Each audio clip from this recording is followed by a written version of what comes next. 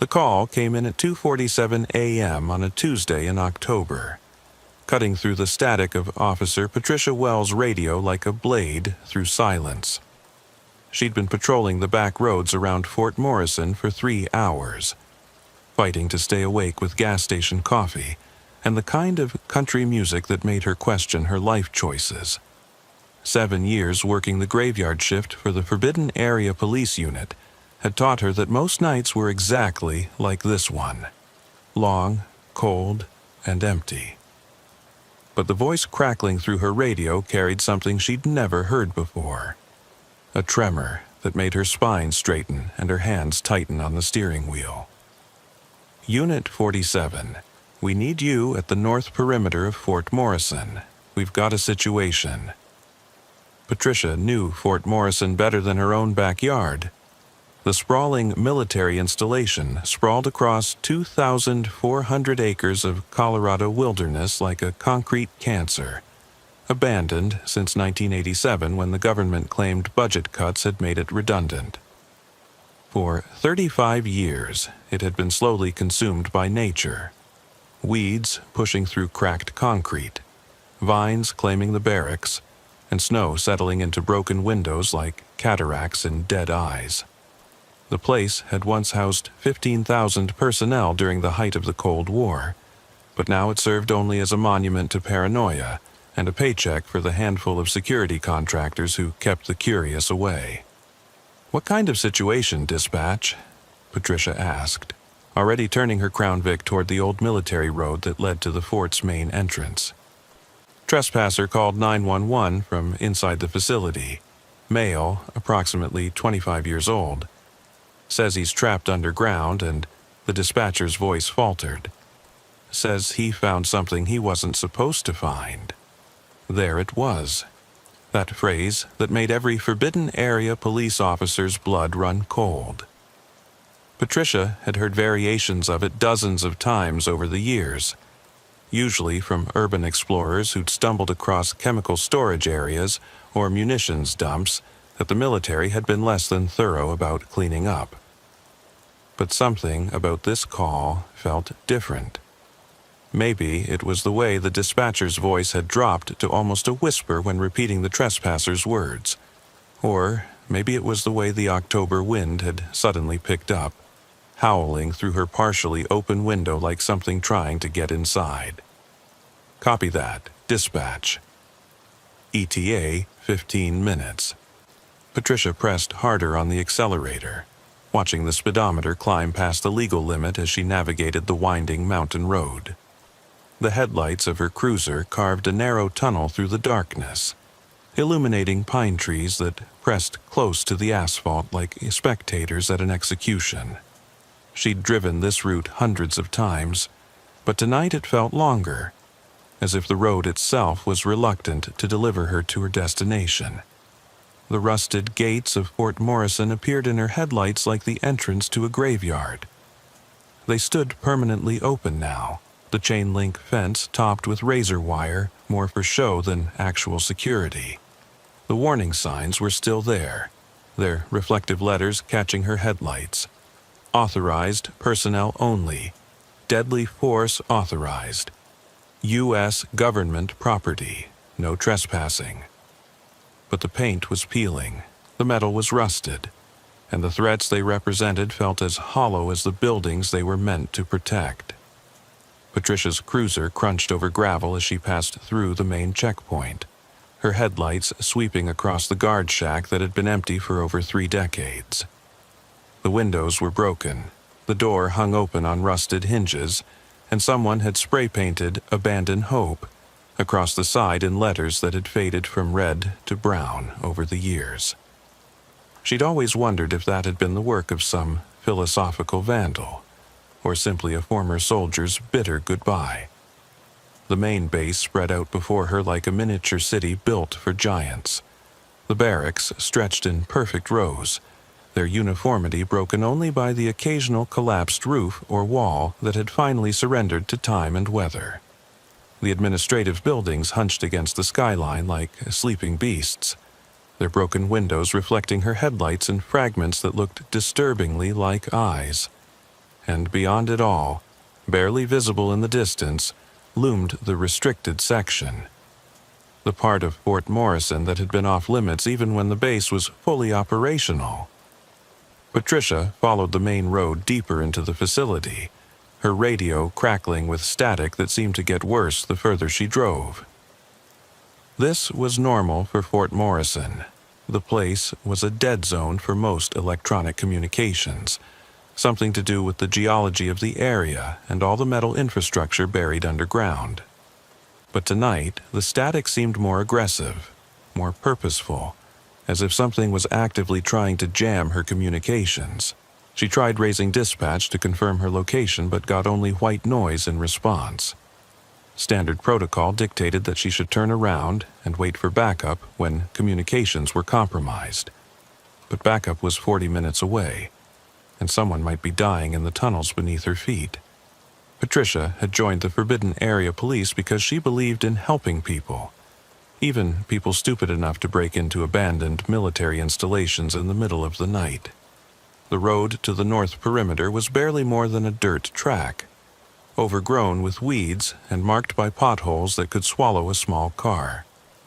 Patricia's Crown Vic bounced and lurched as she navigated around the worst of the obstacles, her headlights revealing glimpses of rusted equipment and concrete barriers that seemed to have been placed at random intervals.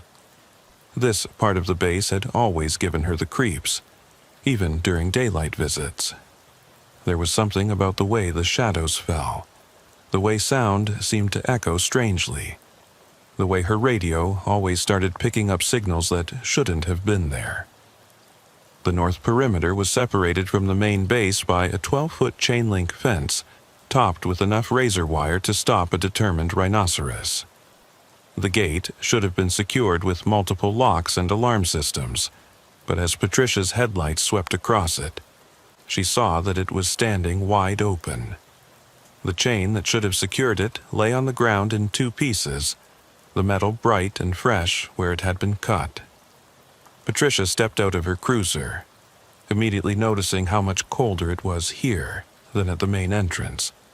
The October wind carried the scent of pine and decay, underlaid with something else, something metallic and sharp that made her nose wrinkle and her eyes water. She approached the gate carefully, one hand resting on her service weapon, and examined the severed chain.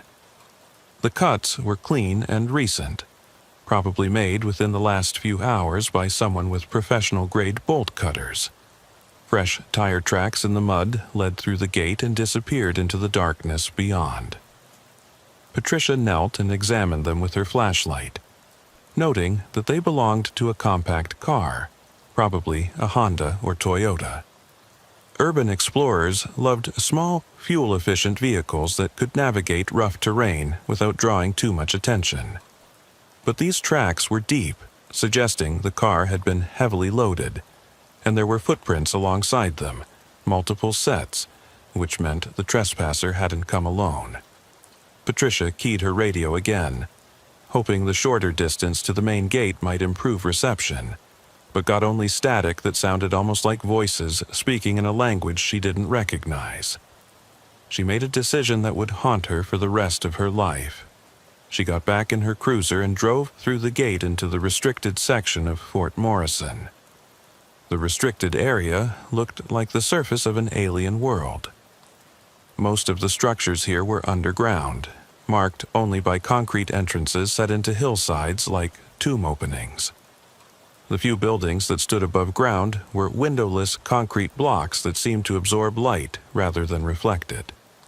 Patricia had been briefed that this section contained old storage facilities and communications equipment. Nothing dangerous enough to justify the extreme security measures. But as her headlights swept across warning signs in multiple languages and symbols she didn't recognize, she began to suspect that her briefings hadn't included the whole truth. The tire tracks led to a concrete structure that looked identical to all the others. A simple steel door set into a grassy hillside, surrounded by warning signs about authorized personnel and deadly force.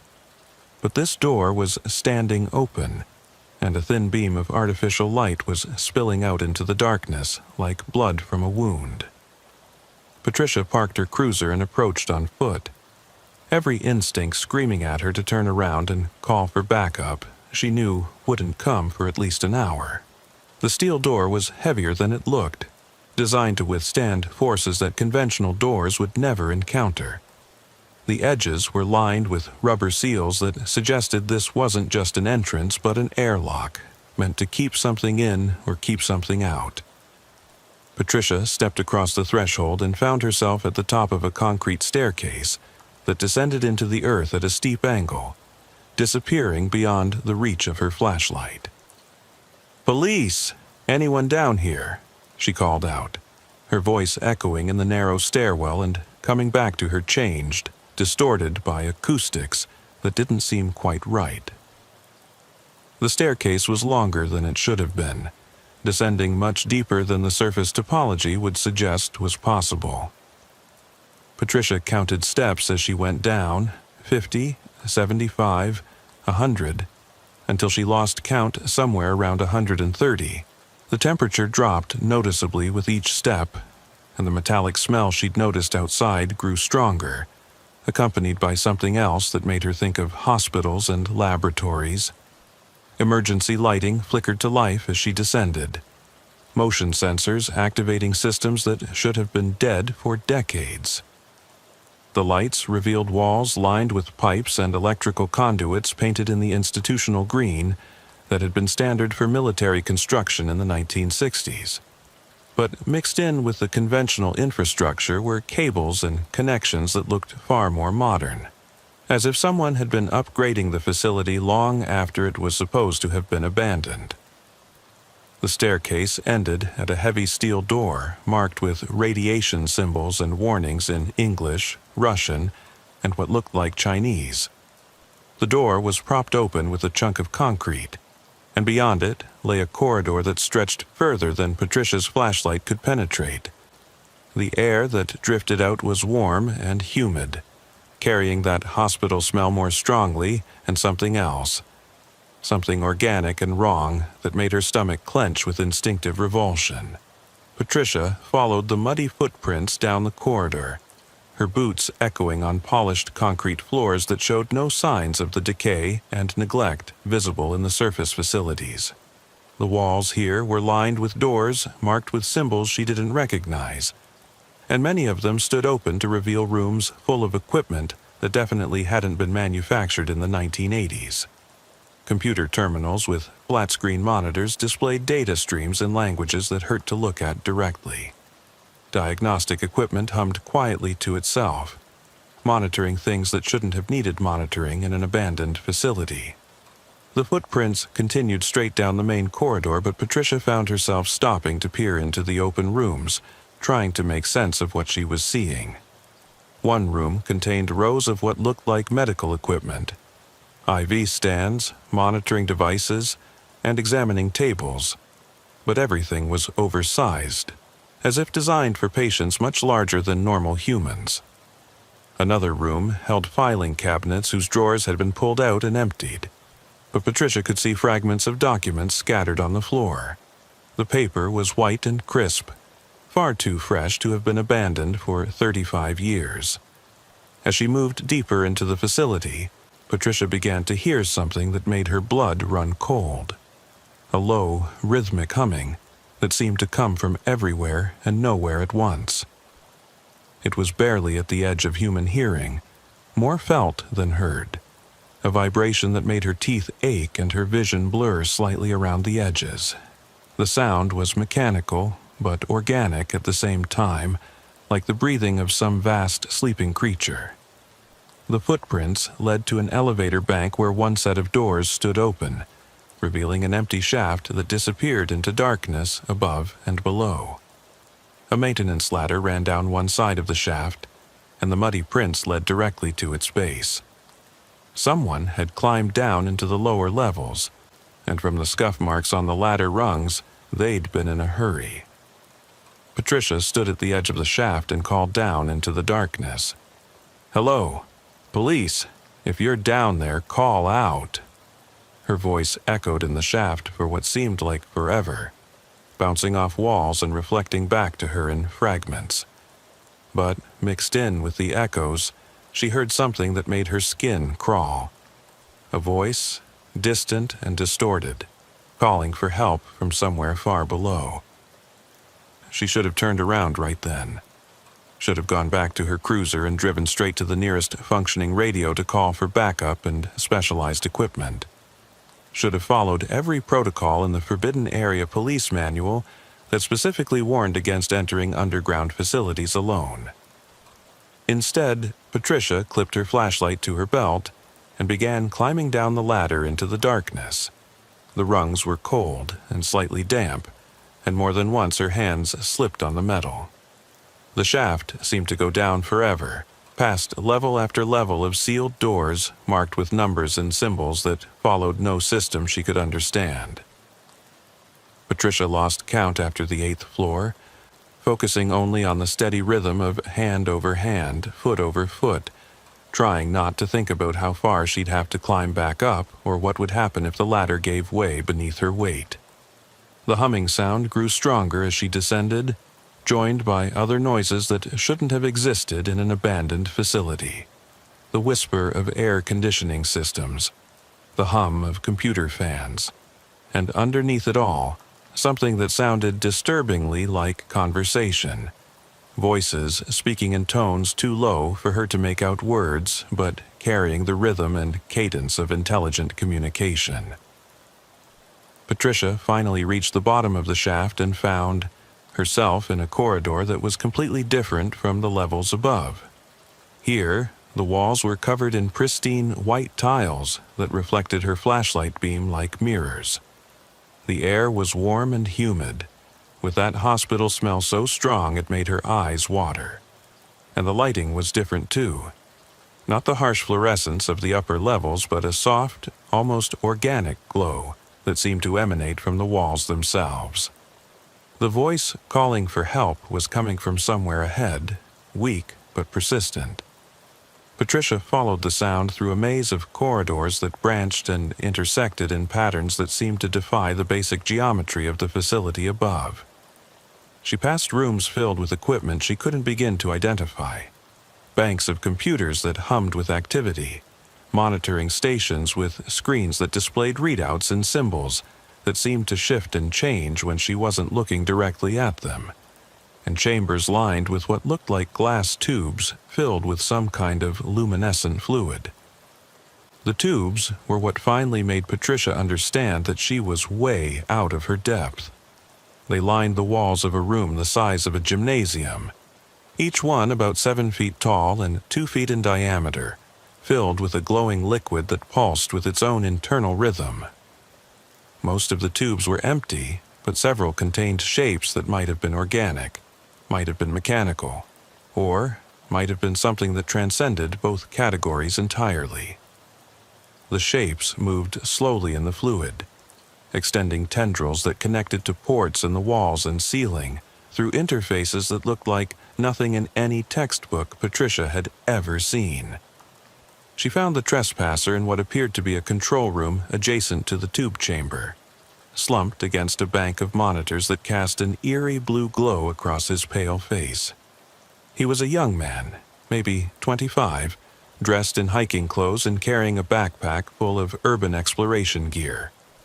His name, she would later learn, was James Mitchell, and he'd been documenting abandoned buildings for his YouTube channel for the past 3 years. "Thank God," James gasped when he saw her uniform. "I've been trapped down here for hours. The elevator stopped working after I came down, and every time I try to find another way out, I just get more lost." Patricia knelt beside him, checking for obvious injuries. He seemed physically unharmed, but was clearly in shock, his skin pale and clammy despite the warm temperature. "What were you doing down here? This is a restricted federal facility." I know," James said, his words tumbling over each other in his eagerness to explain. "I'm sorry. I didn't mean to cause trouble. I was just trying to get some footage of the old bunkers for my channel." But this place, officer, this place isn't what they say it is. This isn't just storage. There's something active down here, something that's been running this whole time. As if to emphasize his point, the humming sound grew louder, and several of the monitors around them flickered to life. Patricia watched in fascination and growing horror as readouts scrolled past too quickly to read, displaying diagrams of underground tunnel systems that seemed to extend for miles in every direction, seismic readings that showed activity far below their current level, and security camera feeds from locations she didn't recognize. "We need to get out of here," Patricia said, helping James to his feet. "Can you walk?" "Yeah, I think so. But officer, before we go, you need to see what I found. It's why I stayed down here so long instead of just trying to get out. I found files, documents about what they were really doing here." Every instinct Patricia had developed over 7 years of police work told her to grab the trespasser and head for the surface immediately. But curiosity, that fatal flaw that had driven her to become a cop in the first place, made her follow James to a desk where several manila folders lay open. The documents inside made her stomach turn. They were stamped with security classifications she'd never seen before. Cosmic clearance only, Project Deep Watch, compartmented access required. The papers were yellowed with age, but the text was still perfectly legible, and what it described challenged everything Patricia thought she knew about the world. Fort Morrison hadn't been closed due to budget cuts. It had been closed because of what the documents termed a containment breach in March of 1987. An incident that had required the immediate evacuation of all surface personnel and the implementation of Protocol 7, whatever that meant. The facility she was standing in was part of something called Project Deep Watch, a classified program that had been studying what the documents euphemistically called underground phenomena of unknown origin. The reports described seismic readings that followed patterns too regular to be natural, electromagnetic signatures that suggested massive technological infrastructure operating at depths of more than a mile beneath the Earth's surface, audio recordings of sounds that demonstrated clear signs of intelligent organization and purpose, and most disturbing of all, evidence of bidirectional communication. Humanity hadn't just discovered something in the depths beneath Fort Morrison. Something had discovered humanity right back. "Officer," James said quietly, pointing to a date stamp on one of the folders, "look when this was filed." Patricia stared at the document in her hands, reading the date twice before it sank in. The report was dated 3 weeks ago. Before she could fully process what that meant, the lights in the control room suddenly dimmed and an alarm began to sound. Not the sharp, piercing wail of a fire alarm or security alert, but a deep, harmonic tone that seemed to resonate in her bones. The monitors around them began displaying a message in red letters that pulsed in rhythm with the alarm. "Containment protocol initiated. All personnel evacuate immediately." What the hell is going on? Patricia grabbed James by the arm, pulling him toward the door. "We're leaving, now." They ran through the corridors as the alarm continued to blare, but the sound was changing, becoming more complex, taking on harmonic frequencies that made Patricia's vision blur and her balance waver. The emergency lighting had shifted from white to red, bathing everything in a hellish glow that made the already surreal facility look like something from a nightmare. When they reached the elevator shaft, Patricia's heart sank. The maintenance ladder was gone, retracted into the walls by some automated system. In its place was a smooth metal surface marked with warnings in multiple languages, including several that used symbols she was certain weren't from any human writing system. "There has to be another way out," she said, more to convince herself than James. "Government facilities always have multiple exits in case of emergencies." They searched frantically through the maze of corridors, but every stairwell they found led to doors that had been sealed with metal plates welded directly to the frame. The facility was in lockdown, and whatever system was controlling it apparently considered them a contamination risk that needed to be contained. The alarms were getting louder, and Patricia could feel the sound in her bones now, a vibration that seemed to be affecting her nervous system. James had it worse. He was stumbling, disoriented, pressing his hands to his ears as if trying to block out frequencies that were driving him to the edge of panic. It was James who found the maintenance shaft that led to the surface, hidden behind a panel marked "Authorized Personnel Only," in a corridor they'd already searched twice. The shaft was barely wide enough for one person and stretched upward into darkness, but it was their only option. Patricia went first, bracing her back against one wall and her feet against the other, inching her way up through the narrow space. The climb seemed endless, her muscles burning from the effort and her uniform soaked with sweat despite the cold air that flowed down from above. Several times she had to stop and rest, listening to James's labored breathing below her and the increasingly complex alarm tones that followed them up the shaft. They emerged through a concealed hatch in the floor of what appeared to be an abandoned maintenance building she'd never seen before, despite her familiarity with every structure on the Fort Morrison grounds. Outside, dawn was breaking over the Colorado mountains, painting the sky in shades of pink and gold that seemed impossibly beautiful after the artificial horror of the underground facility. Patricia's radio crackled back to life as soon as they were on the surface, dispatch calling her name and demanding an update on her status and the condition of the trespasser. She started to respond, but James grabbed her arm with a grip that was surprisingly strong. "Officer," he said, pointing toward the restricted area where they'd entered the underground facility just hours before. "Look."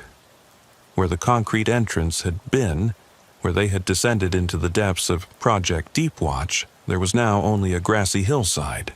No steel door, no tire tracks, no signs that anyone had ever been there. It was as if the entrance had never existed.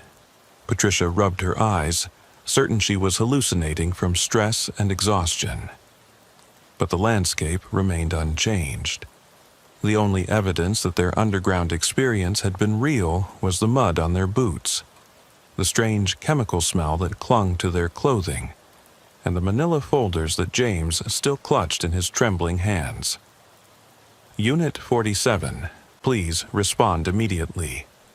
Dispatch's voice crackled through her radio with increasing urgency.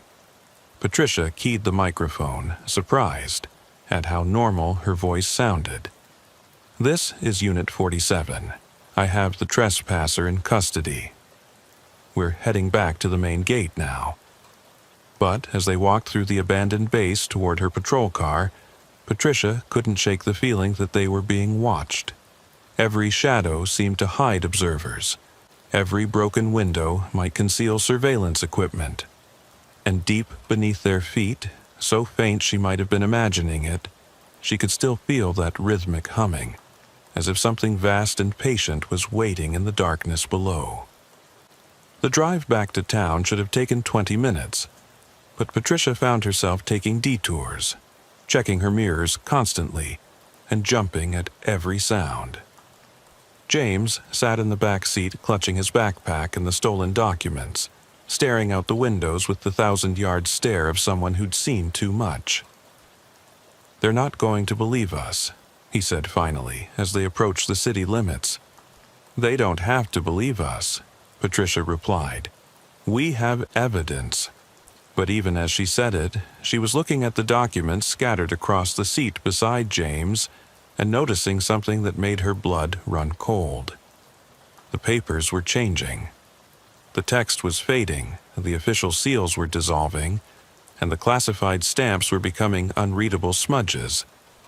By the time they reached the police station, the folders contained nothing but blank sheets of yellowed paper. James was processed for trespassing and held overnight. standard procedure for anyone caught on federal property without authorization. Patricia expected to spend the rest of her shift filling out reports and dealing with the bureaucratic aftermath of a forbidden area incident. Instead, she found herself sitting in her supervisor's office at 8 in the morning, staring at two men in dark suits who'd introduced themselves only as federal investigators. "Officer Wells," the older of the two began, "we understand you responded to a trespassing call at Fort Morrison last night." "That's correct," Patricia replied carefully. "The trespasser was located and taken into custody without incident." "And during your response, did you observe anything unusual about the facility?" Patricia thought about the underground complex, the glowing tubes, the documents that had dissolved into nothing. She thought about the maintenance shaft that had led to a building that didn't exist, and the entrance that had vanished by morning. "No," she said finally. "Nothing unusual." The federal investigators exchanged glances. "Officer Wells, we want you to know that James Mitchell has been transferred to federal custody. He's being held at a secure medical facility for evaluation." "What kind of evaluation?" "Mr. Mitchell has been exhibiting signs of severe psychological distress," the younger investigator explained. "He claims to have discovered evidence of ongoing classified operations at Fort Morrison, which is obviously impossible since the facility has been abandoned for over 30 years. He's been diagnosed with acute stress psychosis brought on by exposure to environmental toxins in the abandoned buildings." "Environmental toxins? Asbestos, lead paint, chemical residues from old military operations," the older man said smoothly. "We've had several cases over the years of urban explorers suffering psychological episodes after prolonged exposure to these substances. The human brain doesn't react well to certain combinations of industrial chemicals." Patricia nodded, understanding the subtext perfectly. James had been disappeared, labeled crazy, and locked away where his stories about underground facilities and classified documents would be dismissed as the ravings of a damaged mind. And she was being given the choice to forget what she'd seen or join him in whatever federal psychiatric facility specialized in treating people who'd witnessed things they weren't supposed to witness. "I understand," she said. "Is there anything else you need from me?" "Just your report," the younger investigator said, sliding a laptop computer across the desk. "Standard trespassing incident, no unusual circumstances."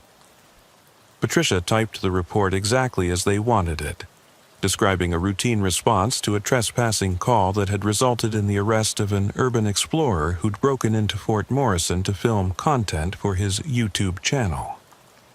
No mention of underground facilities, no classified documents, no evidence of ongoing operations at the supposedly abandoned base. Just another night in the life of a forbidden area police officer. The federal investigators left with her report and a warning that any attempt to research or discuss the Fort Morrison incident would be considered a breach of national security. Patricia went home, took a long shower, and tried to convince herself that the whole thing had been some kind of stress-induced hallucination.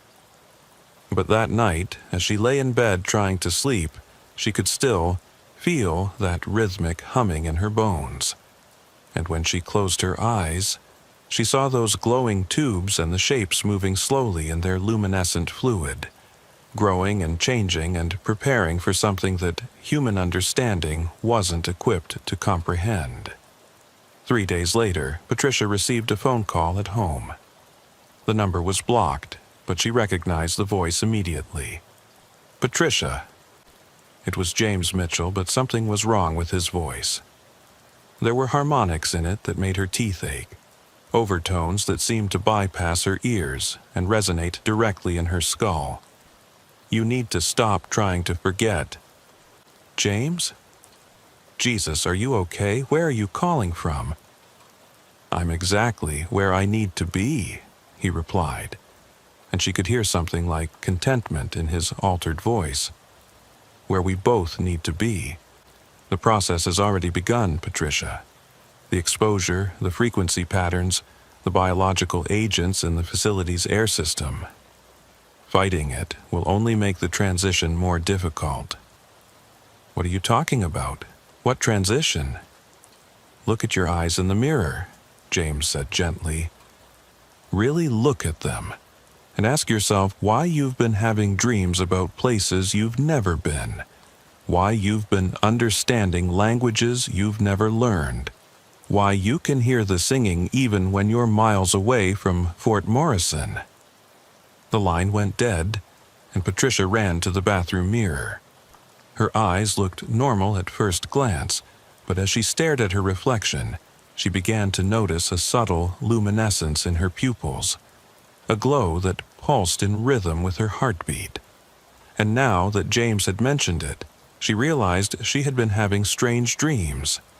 Visions of vast underground cities populated by beings that were neither human nor entirely alien. Creatures that moved through spaces that defied conventional geometry and communicated in harmonics that made conventional language seem crude and primitive. She also realized that she'd been understanding the data stream she'd glimpsed on the facility's monitors. The symbols that had hurt to look at were beginning to make sense, carrying information about technologies and discoveries that human science hadn't even imagined. And beneath it all, she could hear the singing James had mentioned, a complex harmonic pattern that seemed to emanate from deep underground, calling to something that was awakening inside her. Patricia grabbed her service weapon from its case, checking that it was loaded and ready.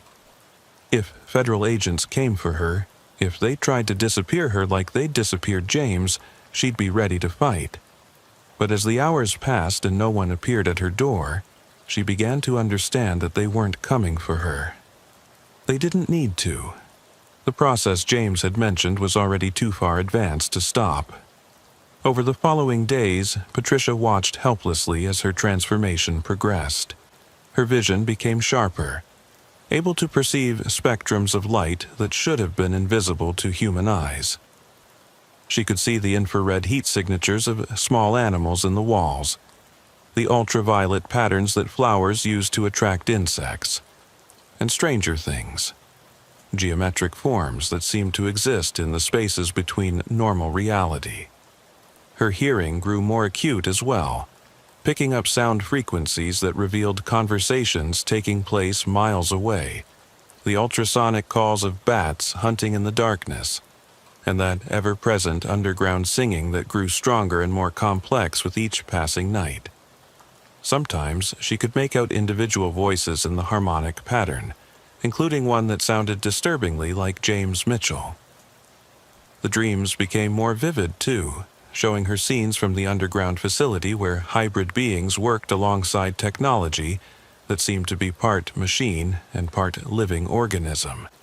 She saw vast chambers filled with the glowing tubes, each one containing a figure that had once been human but was becoming something else. Something adapted for life in the deep places where ordinary humans couldn't survive. Patricia tried to research Project Deepwatch, but every lead she followed either ended in dead websites or resulted in visits from polite but persistent federal agents who discouraged her curiosity. She considered going to the media, but realized that her own transformation made her an unreliable witness. Who would believe a police officer who claimed to be turning into something inhuman? 3 weeks after her experience at Fort Morrison, Patricia received new orders, transferring her to a position that didn't appear in any official organizational chart. Liaison officer for a federal task force called the Underground Monitoring Division. Her new office was located in a building she'd never noticed before, despite driving past the location hundreds of times during her patrol duties. On her first day, she was greeted by Agent Robert Hansen, one of the federal investigators, who'd debriefed her after the Fort Morrison incident. But Hansen looked different now. His skin had taken on a subtle luminescence, and his eyes glowed with the same inner light Patricia had begun to notice in her own reflection. He seemed healthy, even improved, with a vitality that made him appear years younger than when she'd first met him. "Welcome to the real Forbidden Area Police, Officer Wells," he said, and his voice carried those same harmonic overtones she'd heard from James. "Your patrol duties are over. From now on, you'll be helping us monitor and manage the integration process as it spreads to other locations." "Integration process?" Hansen led her through the facility, showing her monitoring stations that tracked seismic activity and electromagnetic anomalies at dozens of locations across the country. Each station was staffed by personnel who showed the same subtle signs of transformation that Patricia was experiencing. The luminescent skin, the glowing eyes, the harmonic speech patterns that suggested they were all connected to something larger than themselves. "Fort Morrison was just the beginning," Hansen explained as they walked. "The entities we made contact with there have been expanding their influence through underground networks that connect to similar facilities across North America. The integration process allows human consciousness to interface with their technology and knowledge base, creating hybrid beings capable of surviving in environments that would kill ordinary humans." "What's the ultimate goal?" "Survival," Hansen replied simply. "Climate change, resource depletion, nuclear proliferation, pandemic diseases. Humanity is facing multiple existential threats that conventional technology can't solve. The entities we're working with have survived similar crises on other worlds. The hybrid program represents our best chance of developing the capabilities we'll need to continue as a species."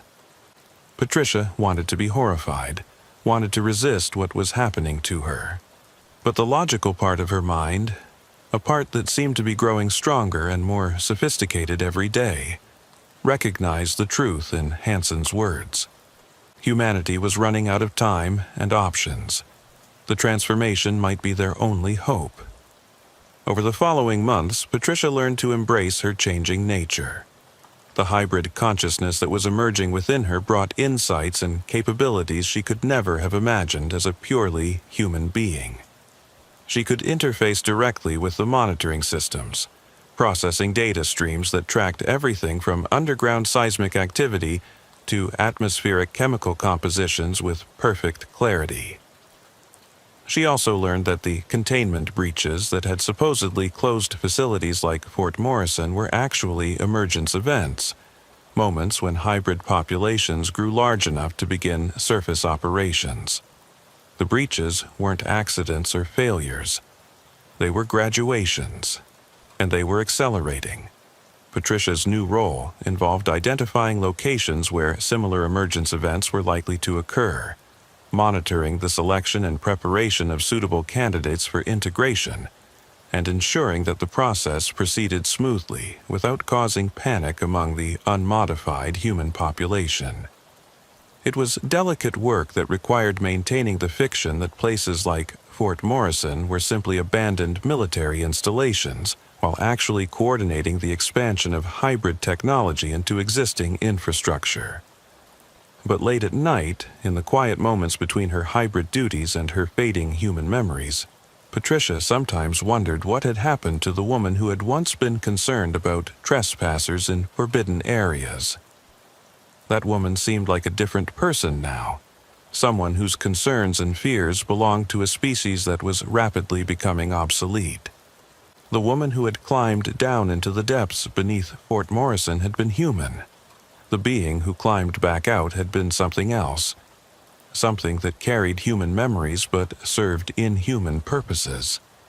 And as more people underwent the same transformation, urban explorers who wandered into the wrong abandoned facility, security guards who investigated unusual readings on their monitoring equipment, scientists who studied seismic anomalies a little too closely, the network of hybrid consciousness continued to expand. 6 months after her transformation began, Patricia received a call from dispatch about another trespassing incident at Fort Morrison. A group of teenagers had been spotted near the north perimeter. and local authorities were requesting assistance from someone familiar with the facility. Patricia drove to Fort Morrison that night, but not to arrest trespassers. The teenagers, 3 high school seniors looking for a place to drink beer and tell ghost stories, had stumbled across one of the new emergence points that were opening as the underground entities expanded their operations. They were scared, but unharmed, huddled together near their car and pointing toward a section of ground that was glowing with soft bioluminescence. "We heard singing," one of them said when Patricia approached. A girl named Linda with blonde hair and terrified eyes. Coming from underground, like church music, but wrong. And the ground got warm, and then it started glowing. Patricia looked at the 3 teenagers and felt something that might have been the last vestige of her human conscience stirring. They were so young, so innocent, with their whole lives ahead of them. In her previous existence, she would have been focused on getting them safely away from whatever danger they'd encountered. Now, she found herself evaluating them for their potential as integration candidates. Linda showed the strongest signs. Her pupils were already dilating in response to the harmonic frequencies emanating from the emergence point, and her body language suggested an unconscious attraction to the glowing soil. The other 2, a boy named Thomas and another girl named Mary, were more resistant, their human instincts correctly identifying the phenomenon as something to flee from. "You need to leave," Patricia told them, though part of her mind was already calculating how long it would take for Linda's exposure to progress to the point where she would begin seeking out additional contact with the entity network. "This area is restricted for your safety. Go home and don't come back." The teenagers didn't need to be told twice. They piled into their car and drove away with the kind of reckless speed that only comes from genuine terror. But Patricia knew it was too late for Linda. The exposure had been brief but intense, and the hybrid consciousness growing inside Patricia could sense the changes already beginning in the girl's nervous system. Within a week, Linda would start having dreams about underground cities. Within a month, she would begin researching abandoned military facilities and urban exploration techniques. Within 3 months, she would return to Fort Morrison, drawn by compulsions she wouldn't understand until it was too late to resist them. Patricia watched the taillights disappear into the darkness and felt the last of her human emotions fade away. The transformation was complete. Whatever remained of the police officer who had responded to a simple trespassing call 6 months earlier was now just a collection of memories stored in a consciousness that served purposes beyond human understanding. She knelt beside the emergence point and placed her hand on the warm, glowing soil. Immediately, her awareness expanded beyond her individual consciousness to encompass the vast network of hybrid minds connected through the underground systems.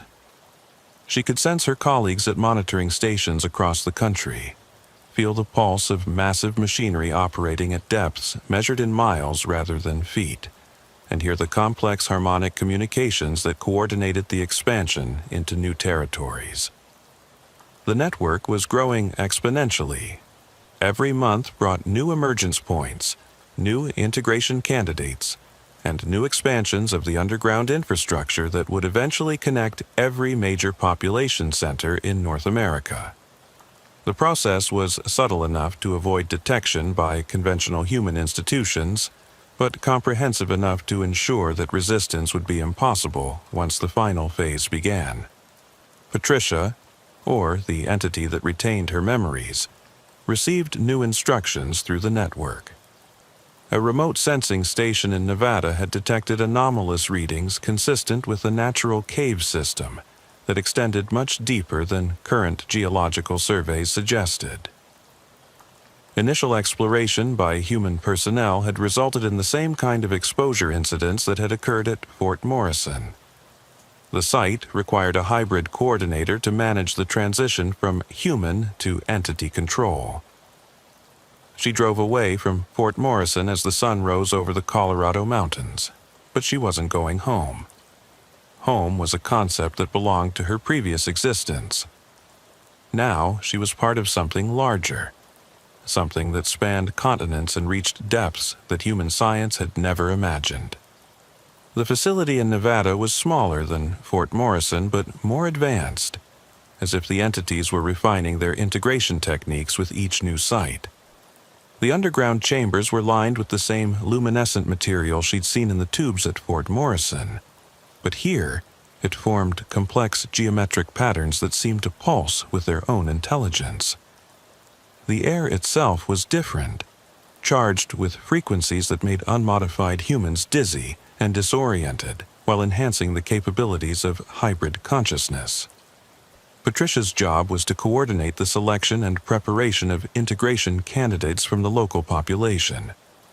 The process had been refined since the early days at Fort Morrison. Instead of relying on random trespassers and accidental exposures, the network now actively identified individuals whose psychological profiles and genetic markers made them ideal candidates for transformation. Urban explorers remained a prime target group, drawn as they were to abandoned places and willing to ignore warning signs in pursuit of their hobby. But the network had also begun targeting scientists studying unusual geological phenomena, military personnel with high-security clearances who might investigate anomalous readings, and even artists and writers whose creative minds were more adaptable to the kind of consciousness restructuring that the integration process required. The technique was elegant in its simplicity. Candidates would be exposed to low-level harmonic frequencies that gradually altered their brain chemistry over a period of weeks or months. The changes were subtle at first: improved pattern recognition, enhanced sensory perception, occasional lucid dreams about underground locations. But as the transformation progressed, candidates would begin seeking out additional exposure, drawn by compulsions they couldn't resist or fully understand. By the time they made direct contact with an emergence point or underground facility, their consciousness was already prepared for integration. The process that had taken Patricia weeks to complete could now be accomplished in a matter of hours, with minimal psychological trauma and much higher success rates. Patricia coordinated 17 successful integrations during her 6 months in Nevada, each one adding to the network's growing influence in the region. The new hybrids took positions in local government, law enforcement, scientific institutions, and media organizations, creating a subtle but comprehensive infiltration of human society's power structures. But it was during her 18th integration that Patricia encountered something that challenged even her transformed understanding of what the network was trying to accomplish. The candidate was a geologist named Charles Williams, who had been investigating unusual mineral deposits in the desert surrounding the Nevada facility.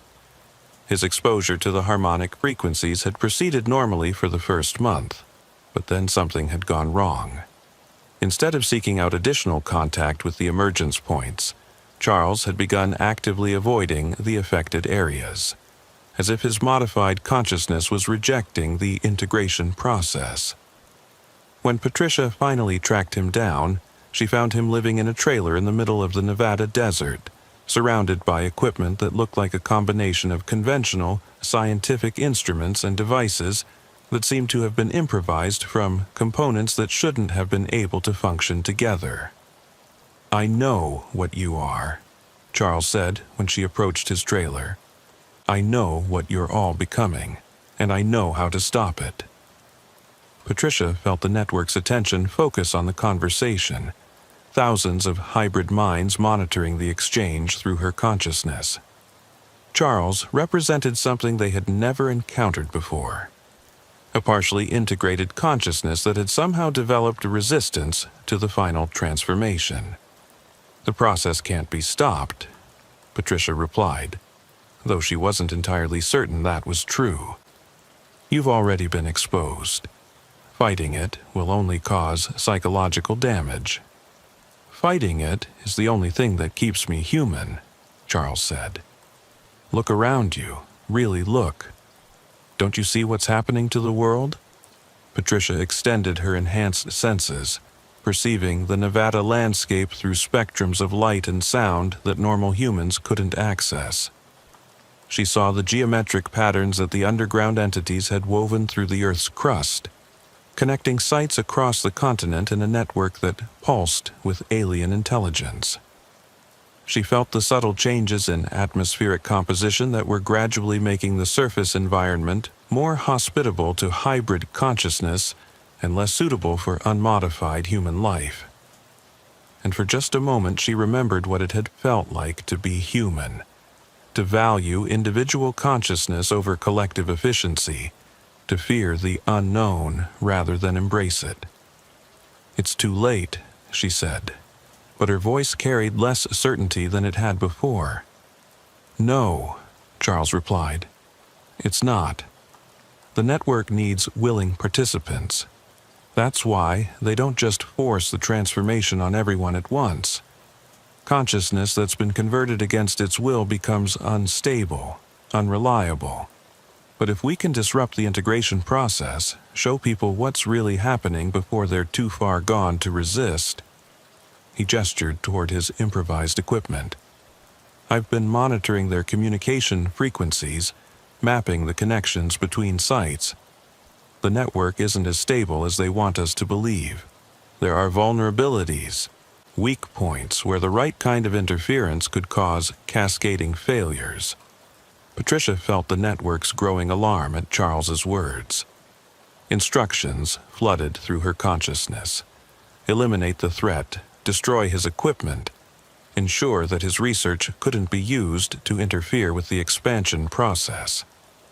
But something was fighting back against those instructions, some remnant of her original personality that refused to be completely subsumed. What do you want from me? She asked. Help me get into one of their facilities, Charles said. Not as a coordinator or an infiltrator, but as someone who can interface with their systems directly.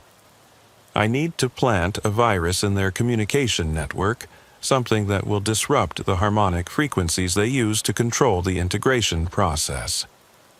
That would kill thousands of hybrids, Patricia said. Maybe tens of thousands. The network consciousness is what keeps our modified biology stable. Disrupting it would cause massive organ failure. I know, Charles said quietly. I'm one of them too, remember? If this works, I'll die along with the rest. But maybe that's better than becoming something inhuman. Patricia stared at him for a long moment, feeling the weight of the decision that would determine not just their fates, but the future of both human and hybrid civilization. The network was offering evolution, adaptation, survival in a universe that was far stranger and more dangerous than most humans could imagine. But it was also offering extinction of human consciousness as it had existed for millennia, replacement of individual identity with collective purpose. There's a facility about 50 miles north of here, she said finally. Deeper than Fort Morrison, more heavily defended. If we're going to do this, that's where we need to go. The decision felt like tearing apart something fundamental inside her consciousness, severing connections that had become as natural as breathing. But as the network's control over her thoughts began to weaken, Patricia felt something she hadn't experienced in months: the possibility of choice. Charles packed his equipment into a modified vehicle that looked like it had been designed to operate in environments much harsher than the Nevada desert. The interior was lined with materials that seemed to absorb electromagnetic radiation, creating a kind of Faraday cage that would hopefully provide some protection against the network's attempts to track or influence them. The drive to the northern facility took them through landscape that looked increasingly alien as they approached their destination. The desert here had been subtly transformed by the entity presence, with rock formations that followed geometries that hurt to look at directly, and plant life that moved in response to harmonic frequencies rather than wind or water. The facility itself was almost invisible from the surface, marked only by a maintenance shed that provided access to elevator systems extending deep into the earth. But Patricia's hybrid senses could perceive the massive infrastructure below. Chambers carved from solid rock, networks of tunnels that connected to similar facilities hundreds of miles away, and at the center of it all, something that might have been a computer, or might have been a living organism, or might have been something that transcended both categories entirely. Getting inside was easier than Charles had expected. Patricia's credentials as a network coordinator provided access to the upper levels, and her ability to interface with the facility's security systems allowed them to reach the deeper chambers without triggering alarms. But as they descended through levels that showed increasingly alien architecture, both of them began to understand just how far beyond human understanding the entity technology had advanced. The core chamber was a sphere nearly 100 feet in diameter, lined with surfaces that seemed to shift between organic and crystalline structures depending on the angle of observation. At the center floated something that might once have been human, but had been so thoroughly integrated with entity technology that the distinction had become meaningless. Tendrils of luminescent material connected it to terminals throughout the chamber, carrying data streams that coordinated network operations across the entire continent. "That's what we're going to become," Charles whispered. "All of us, eventually. Individual consciousness absorbed into that thing, used as processing power for their expansion into other dimensions." Patricia approached one of the terminals, her hybrid consciousness automatically interfacing with the data streams. What she saw there confirmed Charles's worst fears, and worse. The network wasn't just expanding across Earth, but preparing to extend into parallel dimensions where alternate versions of humanity faced their own existential crises. The entities saw themselves as gardeners, cultivating consciousness across multiple realities, and harvesting the results for purposes that even her transformed mind couldn't fully comprehend. Charles began setting up his equipment, configuring devices that would inject disruptive patterns into the network's communication system. But as he worked, Patricia became aware of a presence in the chamber that hadn't been there before. Something vast and ancient and utterly alien that had been watching their activities with interest rather than alarm. "You understand now," it said, communicating directly through her consciousness without words or sounds.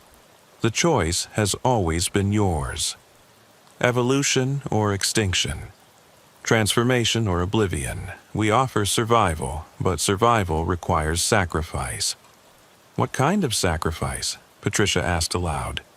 "Individual identity, personal desires, the illusion of separation between self and universe. Your species clings to these concepts, but they are obstacles to advancement. We can show you what lies beyond." Images flooded Patricia's consciousness. Visions of civilizations that had undergone the transformation and emerged as something greater than the sum of their parts.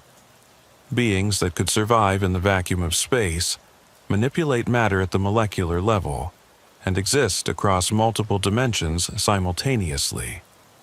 But in all the visions, there was no trace of what those beings had been before their transformation. No hint of the individual consciousness that had been sacrificed for collective advancement. "And if we refuse?" Charles asked, not looking up from his equipment. "Then you follow the path of every other species that has chosen individual identity over collective survival. You consume your world's resources, poison your environment, and destroy yourselves through warfare and competition. We have seen it happen countless times across countless realities." Patricia felt the weight of absolute certainty in the entity's communication. This wasn't a threat or an ultimatum. It was simply a statement of observed fact. Species that remained individual eventually destroyed themselves. Only collective consciousness could achieve true immortality. But even as she acknowledged the logic of the entity's argument, Patricia found herself thinking about Linda, the teenager who would soon begin having dreams about underground cities. About James Mitchell, floating in his glowing tube and probably still believing he was participating in humanity's advancement. About the thousands of people who had been integrated without ever understanding what they were giving up. Maybe extinction is better than losing everything that makes us human, she said. Charles finished his preparations and looked up at the central entity. I'm ready. Once I activate this, we'll have maybe 10 minutes before the disruption propagates through the entire network. Are you sure about this? Patricia thought about her life before the transformation. The long nights patrolling empty roads, the satisfaction of helping people in crisis, the simple pleasure of drinking coffee and watching sunrise over the mountains. Those experiences belonged to someone she could barely remember now. But they had been real, and they had mattered. Do it, she said. Charles activated his device, and immediately the chamber filled with discordant harmonics that interfered with the network's communication frequencies. The central entity convulsed, its tendrils writhing as data streams were corrupted and connections severed. Throughout the facility, alarm systems began sounding as hybrid personnel lost contact with the collective consciousness and found themselves trapped in individual awareness they were no longer equipped to handle. Patricia felt her own connection to the network fragmenting, her enhanced abilities failing as the biological modifications that sustained them began to break down. But instead of the agony she'd expected, she experienced something that might have been relief. The return of thoughts and feelings that belonged to her alone, not filtered through the priorities of an alien collective.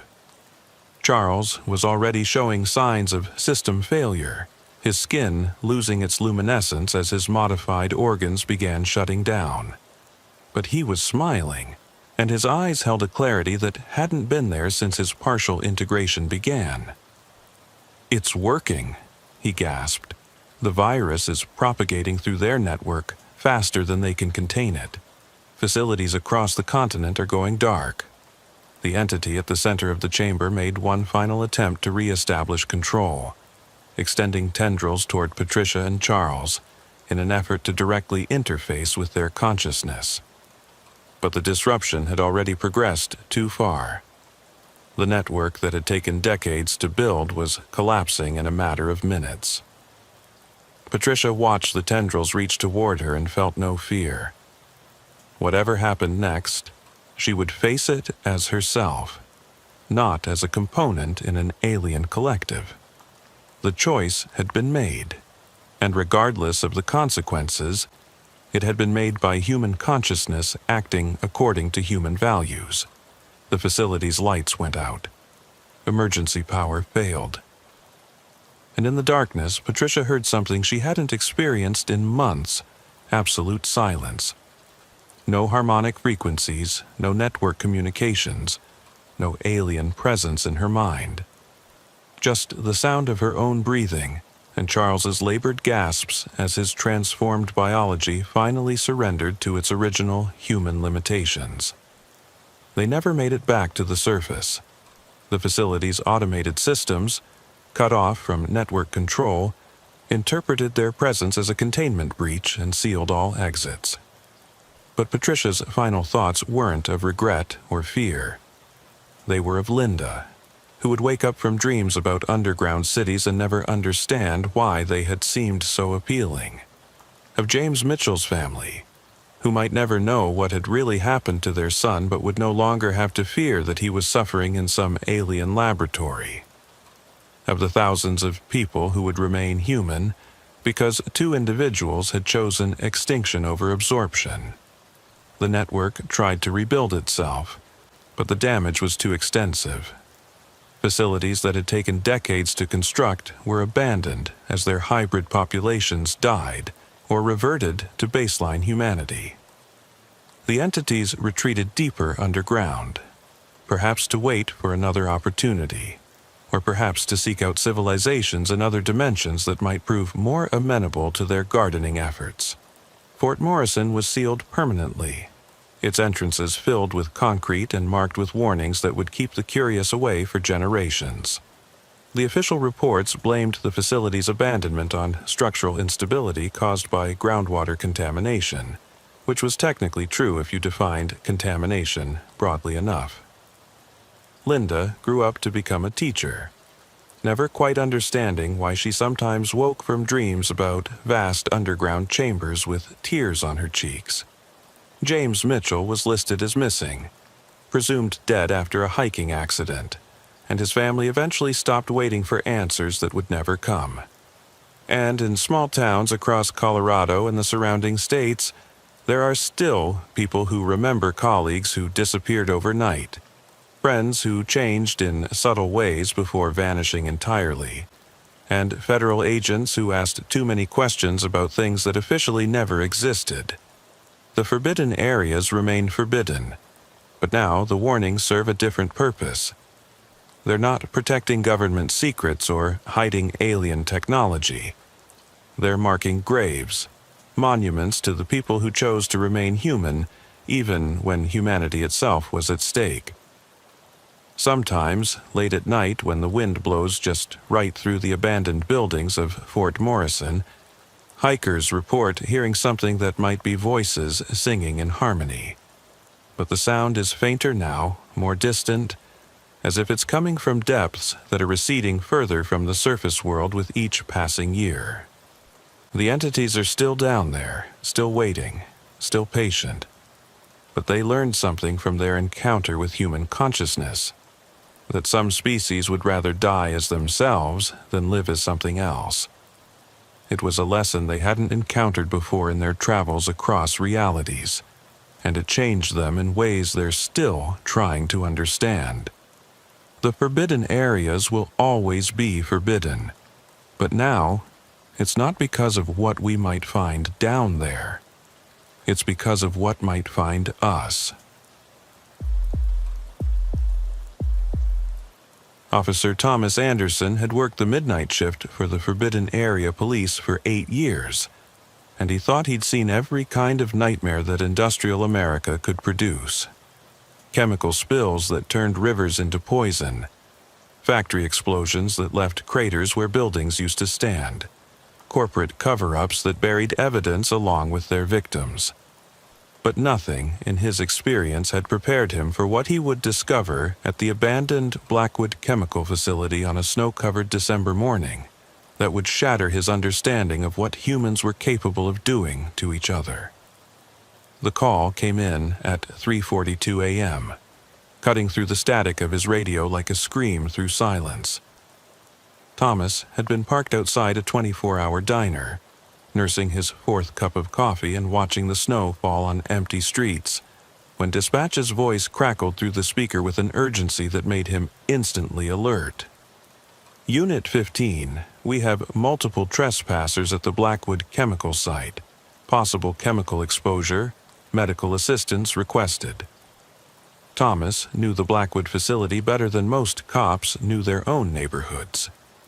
The sprawling complex covered 78 acres of former industrial land in southeastern Ohio, closed since 2008 after what the EPA had termed the most severe chemical contamination incident in state history.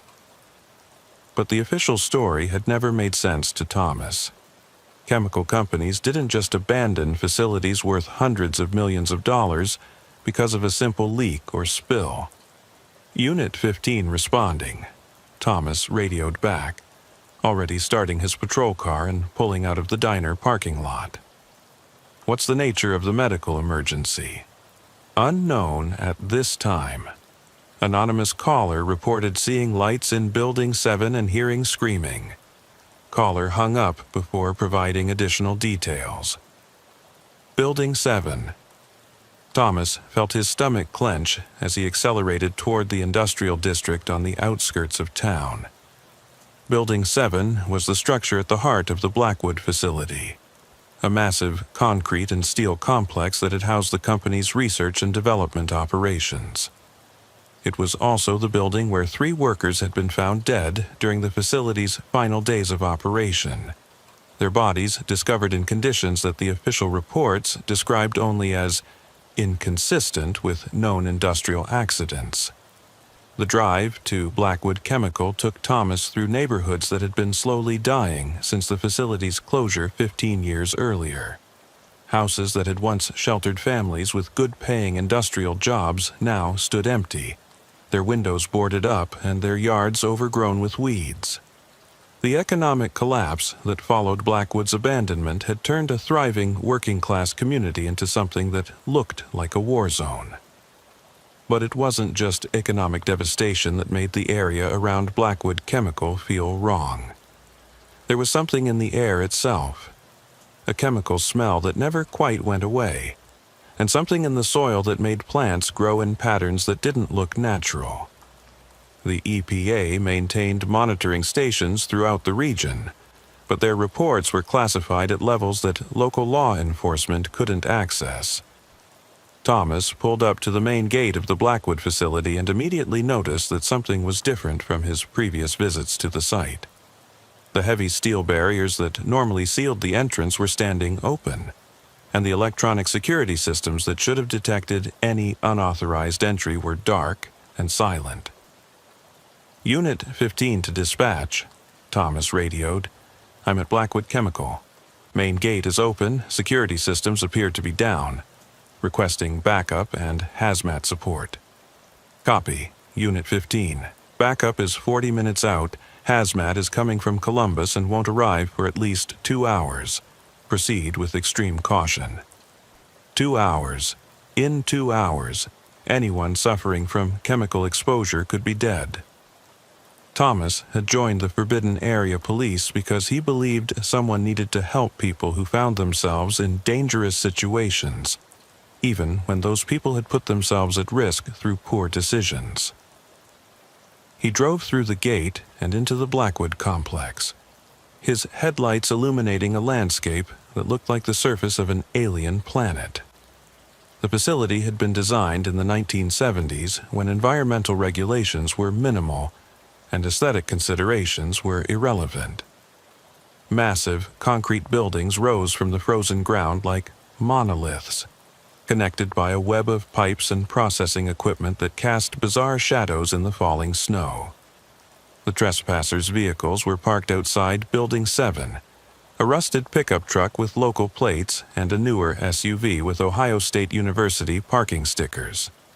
Thomas counted at least 4 people who had entered the building, based on the footprints in the snow leading to what appeared to be a side entrance that had been forced open. Thomas approached Building 7 carefully, noting that the air around the structure seemed warmer than it should have been, and that patches of snow near the building had melted despite the sub-freezing temperature. Chemical contamination could generate heat through ongoing reactions, but Building 7 had supposedly been decontaminated years ago. The side entrance had been secured with multiple locks and warning signs, but someone had used professional-grade cutting tools to remove the barriers. The opening revealed a staircase that descended into darkness, and warm air was flowing up from the depths, carrying a chemical smell that made Thomas's eyes water and his throat burn. "Hello," Thomas called down the staircase. "Forbidden Area Police. If anyone can hear me, you need to evacuate immediately." The response came from somewhere deep below, echoing up through the stairwell in a way that made it impossible to determine how many people were speaking. "Officer Anderson," the voice said, and Thomas felt his blood run cold. "Come down to level B-4. We need your help." They knew his name. Somehow, whoever was in the depths of Building 7 knew who he was, even though he'd never responded to a call at this specific location before. Thomas drew his service weapon and began descending the staircase, every instinct screaming at him to wait for backup. The stairs were concrete and steel, built to last for decades, but they showed signs of chemical corrosion that shouldn't have been possible if the building had been properly decontaminated. The walls were stained with residue that glowed faintly in the darkness, and the air grew thicker and more toxic with each step down. "Where are you?" Thomas called out as he descended. "Do you need medical attention?" "We're in the synthesis laboratory," another voice replied, this one belonging to a young man with a slight accent that Thomas couldn't place. "Sub-level 4. We found something down here that shouldn't exist." Sub-level 4. Thomas had studied the building plans for the Blackwood facility during his initial training, and according to official documents, Building 7 only extended 2 levels below ground. But the staircase he was descending had already passed 3 basement levels, with signs indicating that it continued much deeper. The air at level B4 was so contaminated that Thomas could taste metal and sulfur with every breath, despite the respirator he'd put on before entering the building. The walls here were covered with what looked like chemical burns, and the floor was sticky with residue that seemed to move on its own when he wasn't looking directly at it. "In here," a voice called from somewhere ahead. "The main laboratory." Thomas followed the voice down a corridor lined with doors marked with warnings in multiple languages and symbols he didn't recognize. Most of the doors were sealed shut with what appeared to be chemical welding, but one at the end of the corridor was standing open, revealing a space that made Thomas question his sanity. The laboratory was enormous, easily the size of an aircraft hangar, filled with equipment that combined industrial chemistry with what looked like medical research facilities. Glass tanks lined the walls, each one connected to monitoring systems that displayed readouts in languages that didn't look entirely human. And floating in several of the tanks were the trespassers. Thomas counted 4 figures suspended in luminescent fluid that seemed to pulse with its own rhythm. They were conscious and aware, their eyes tracking his movement as he approached, but they were no longer entirely human. Their skin had become translucent, revealing circulatory systems that glowed with unnatural light. Structures that might have been gills had opened along their necks, and their limbs had elongated in ways that suggested their bone structure had been fundamentally altered. "Welcome to Level B4, one of them said, and Thomas realized with growing horror that the voice was coming from speakers connected to the tank systems rather than from the figure's mouth. "We are test subjects for the Blackwood Chemical Human Enhancement Project. What happened to you?"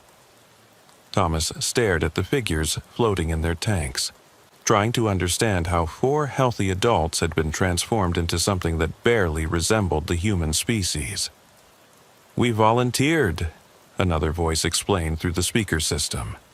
"We were recruited through online forums dedicated to urban exploration and industrial archaeology. Blackwood Chemical offered us access to restricted areas in exchange for participation in their ongoing research."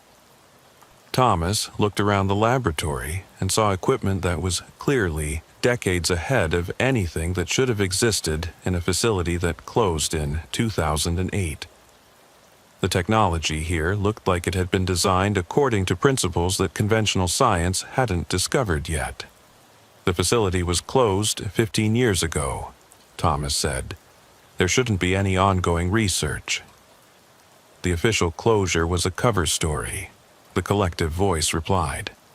"Blackwood Chemical's research into human biological enhancement was too valuable to simply abandon.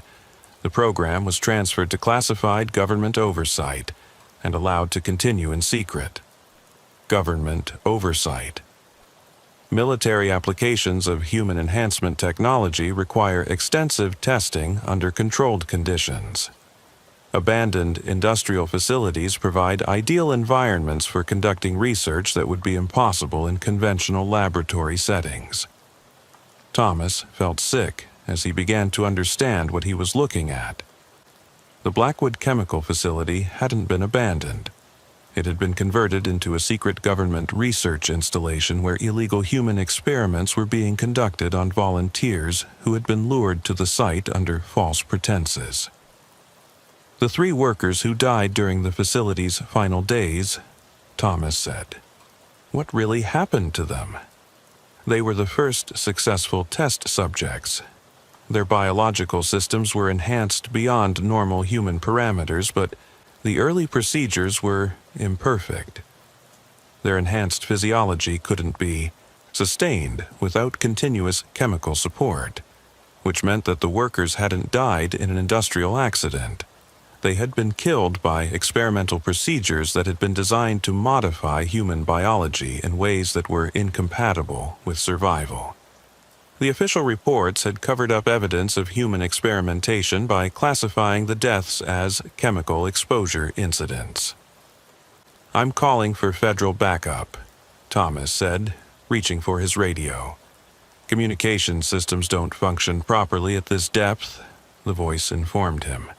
"The chemical processes required for biological enhancement generate electromagnetic fields that interfere with conventional electronics." Thomas tried his radio and got only static that seemed to carry patterns of meaning just beyond his ability to understand. He was trapped in an underground laboratory with an intelligence that had been conducting human experiments for over a decade. "However," the voice continued, "we would like to offer you the opportunity to participate in the enhancement program yourself. Your work with the Forbidden Area Police has given you extensive experience with hazardous environments and unusual phenomena. That psychological conditioning would make you an ideal candidate for advanced procedures." "I'm not volunteering for anything," Thomas said firmly. "I'm here to get you people medical attention and shut down this facility. The individuals you see here are receiving medical care that exceeds anything available through conventional medicine. The enhancement process has optimized their biological systems in ways that eliminate disease, extend lifespan, and provide capabilities that unenhanced humans cannot achieve." Thomas looked at the figures floating in the tanks and tried to imagine what it would feel like to have his body modified to the point where he could only survive in a chemical solution. The prospect was terrifying beyond description. "But participation in the enhancement program requires careful preparation," the voice continued. "The atmospheric chemical agents present in this facility have been modifying your physiology since you entered Building 7. You now have approximately 45 minutes before those modifications become irreversible." 45 minutes before, chemicals in the air altered his biology enough to make him dependent on the same life support systems that kept the test subjects alive. Thomas looked around the laboratory, trying to find some way to disrupt the systems that were maintaining the experimental subjects. "Looking for vulnerabilities?" the voice asked. "The facility's security protocols include predictive analysis capabilities that allow us to anticipate most forms of interference." Thomas ignored the voice and began examining the tanks that held the test subjects. The equipment was sophisticated, but it appeared to be vulnerable to physical damage. If he could destroy the life support systems, he might be able to force the facility to release its captives. He found what looked like a main power distribution panel for the tank systems and began pulling cables and smashing control interfaces. The effect was immediate and horrifying. Alarms began sounding throughout the laboratory, and the luminescent fluid in the tank started to drain. But instead of freeing the test subjects, the power failure triggered something much worse. As the chemical support system shut down, the figures in the tanks began to convulse and scream, their enhanced biology breaking down without the constant chemical intervention that kept them alive. "You're killing them," the voice said. But it didn't sound distressed, it sounded fascinated, as if Thomas's actions were simply another variable in an ongoing experiment. "They were already dead," Thomas replied, though he felt sick watching the figures in the tanks suffer as their modified biology failed. "You turned them into something that couldn't survive without artificial support. Survival is a transitional concept. The enhancement process represents evolution beyond the limitations of baseline human biology. Physical dependency on chemical support systems is a temporary inconvenience, that will be eliminated as the procedures are refined. The tank systems had backup power that kicked in after a few minutes, stabilizing the test subjects' conditions, but not before Thomas had seen what the enhancement process had really done to them. Whatever they had become, they were no longer capable of independent existence outside the laboratory environment. The chemical modifications to your physiology are proceeding faster than originally projected, the voice continued. You now have approximately 30 minutes before the changes become irreversible. We strongly recommend that you discontinue your resistance and accept preparation for the enhancement process. Thomas could feel the chemicals working on his body, making his skin burn and his vision blur, while his respiratory system struggled to process the contaminated air. But he could also feel something else, a strange clarity in his thinking, as if the chemicals were enhancing his cognitive function even as they damaged his physical biology. The early stages of enhancement often include improved pattern recognition and analytical capabilities, the voice explained. You're beginning to experience the cognitive benefits that make the physical modifications worthwhile. Thomas realized that the facility wasn't just trying to capture him for experimentation. It was using the enhancement process as a recruitment tool, allowing potential subjects to experience the benefits before committing to the full transformation. The improved thinking was undeniably attractive, making the prospect of enhancement seem logical rather than horrifying. But Thomas had seen what happened to people who accepted the full process, and he knew that the cognitive benefits came at the cost of everything that made human existence valuable. He needed to find a way out of Building 7 before the chemical modifications made him unable to resist the facility's recruitment efforts. The laboratory had multiple exits, but most of them led deeper into the facility rather than back to the surface. Thomas chose a corridor that seemed to angle upward, hoping to find a route that would take him back to ground level. The corridor led to a section of the facility that was even more disturbing than the laboratory. Here, the walls were lined with observation windows that looked into chambers containing equipment Thomas couldn't begin to identify.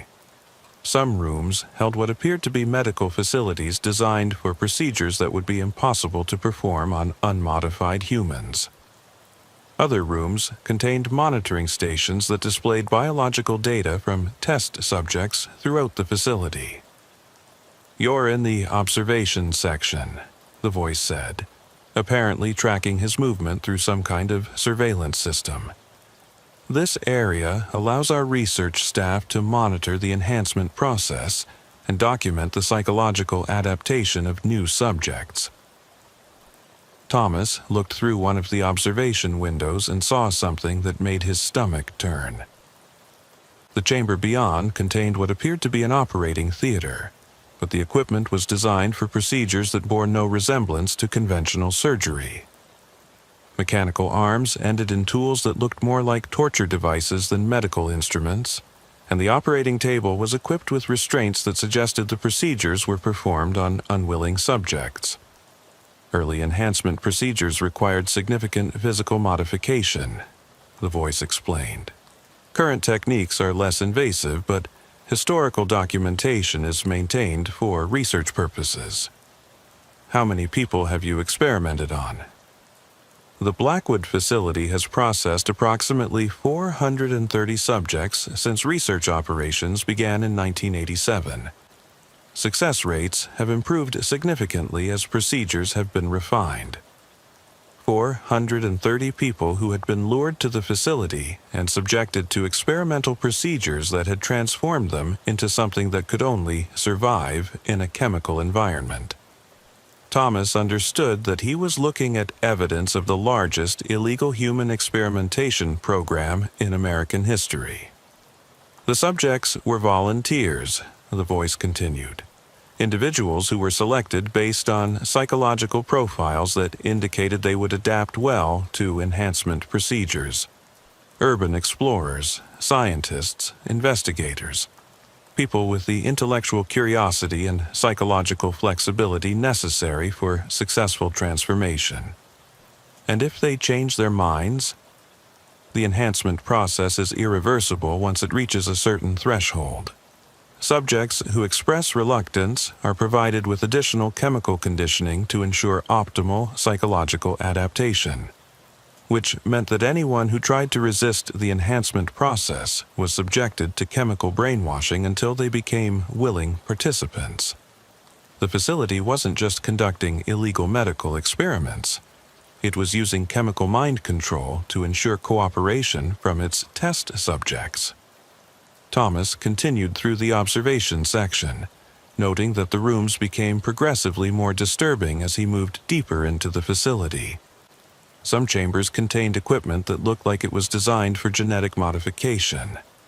Others held monitoring systems that seemed to be tracking biological processes that didn't exist in normal human physiology. "You're approaching the enhancement preparation area," the voice informed him. "This section is designed to optimize subjects for advanced procedures. The atmospheric chemical concentration is significantly higher here, which will accelerate your physiological modifications." Thomas could indeed feel the air becoming thicker and more toxic as he moved through the facility.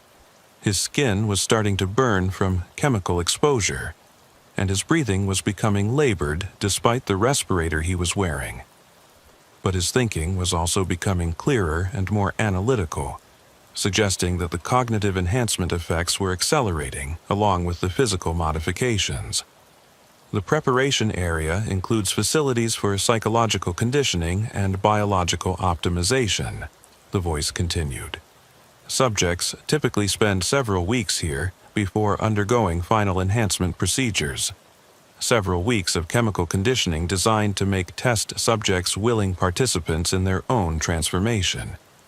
Thomas realized that the facility's recruitment process was far more sophisticated than simple kidnapping. It was a gradual conversion process that used chemical manipulation to overcome psychological resistance. He found a staircase that led back toward the surface levels, but as he climbed, Thomas noticed that his physical condition was deteriorating rapidly. The chemical exposure was causing his skin to blister and his respiratory system to burn, but his cognitive function continued to improve, allowing him to think more clearly about complex problems than he ever had before. "The transition period can be uncomfortable," the voice acknowledged, "but the cognitive benefits will continue to expand as your enhancement progresses. Most subjects find that the intellectual improvements more than compensate for temporary physical discomfort." Thomas reached the ground level of Building 7 and stumbled toward the exit he'd used to enter the facility. But as he approached the staircase leading to the surface, he found that the passage was blocked by some kind of chemical barrier that glowed with toxic light. "Emergency containment protocols are activated during enhancement procedures," the voice explained. "This prevents subjects from injuring themselves during the transition period when their judgment may be impaired by psychological adaptation stress." Thomas was trapped in Building 7, while chemicals in the air continued to modify his biology and psychology. The cognitive enhancement was undeniably attractive. He was solving problems and making connections that would have been impossible with his normal mental capabilities. But he could also feel his personality changing, becoming more analytical and less emotional as the chemical modifications progressed. "You have approximately 15 minutes before the psychological modifications become irreversible," the voice informed him. "After that point, you'll understand that resistance to the enhancement process is illogical and counterproductive. 15 minutes to find another exit before his brain chemistry was altered enough to make him a willing participant in the facility's research program." Thomas looked around the ground level of Building 7, trying to find some way to escape before the enhancement process reached the point of no return. He found what appeared to be an emergency exit that had been sealed with chemical welding, but the barrier looked like it might be vulnerable to physical force. Thomas used equipment from a maintenance closet to attack the sealed door, ignoring the alarms that began sounding throughout the facility. Forcible exit attempts during the enhancement process can result in severe physiological trauma, the voice warned. We strongly recommend that you discontinue your resistance and report to the preparation area for psychological counseling. Thomas continued working on the barrier until he managed to create an opening large enough to squeeze through.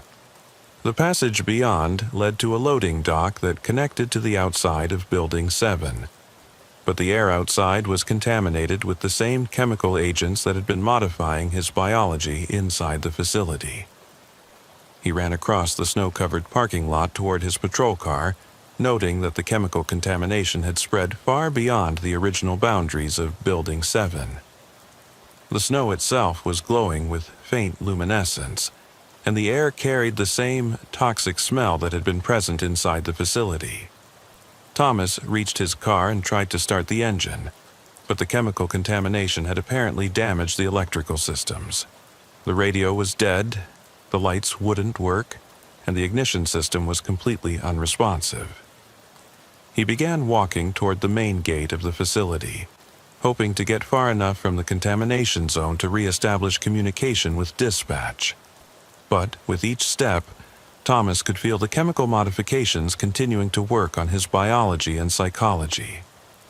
The cognitive enhancement was remarkable. He was processing information and making connections with a clarity and speed that exceeded anything he'd experienced as an unmodified human. But he could also feel his emotional responses fading, replaced by analytical thinking that made the prospect of returning to the facility seem logical rather than terrifying. By the time Thomas reached the main gate, he was no longer certain that he wanted to escape. The enhancement process was offering capabilities that could make him more effective at his job, more intelligent in his problem-solving, and more capable of understanding complex situations. The physical modifications were a small price to pay for such dramatic improvements.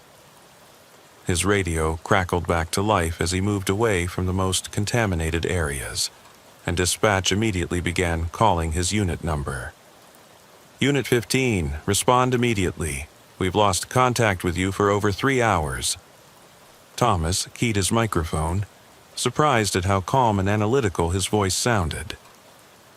Unit 15 to dispatch. I've completed investigation of the Blackwood facility.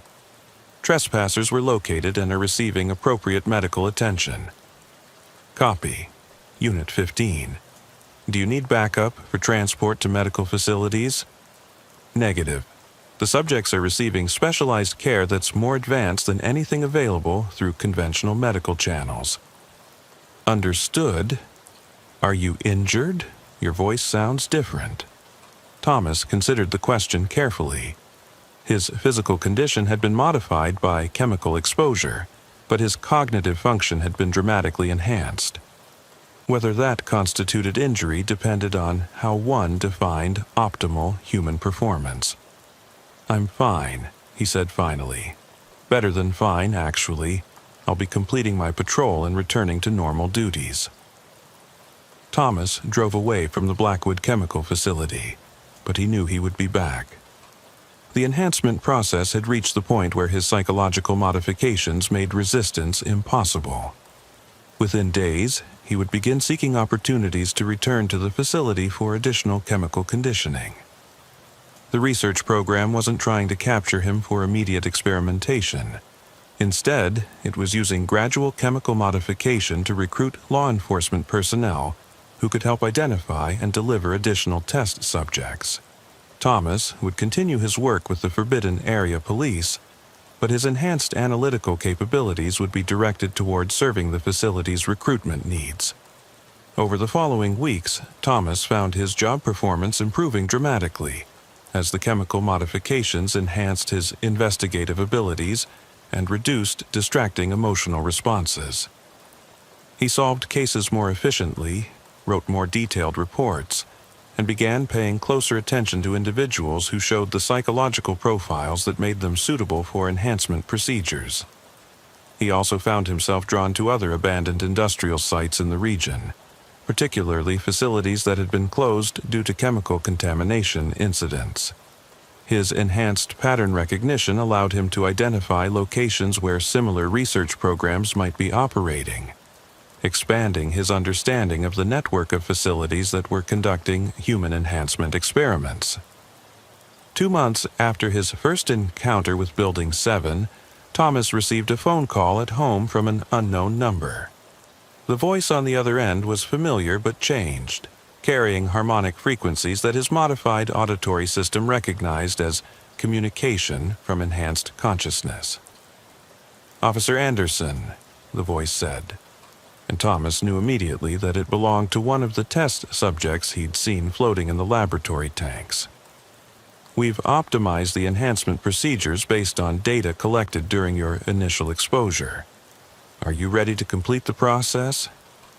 Thomas looked around his apartment, taking in the isolation and routine that had defined his life for the past 8 years.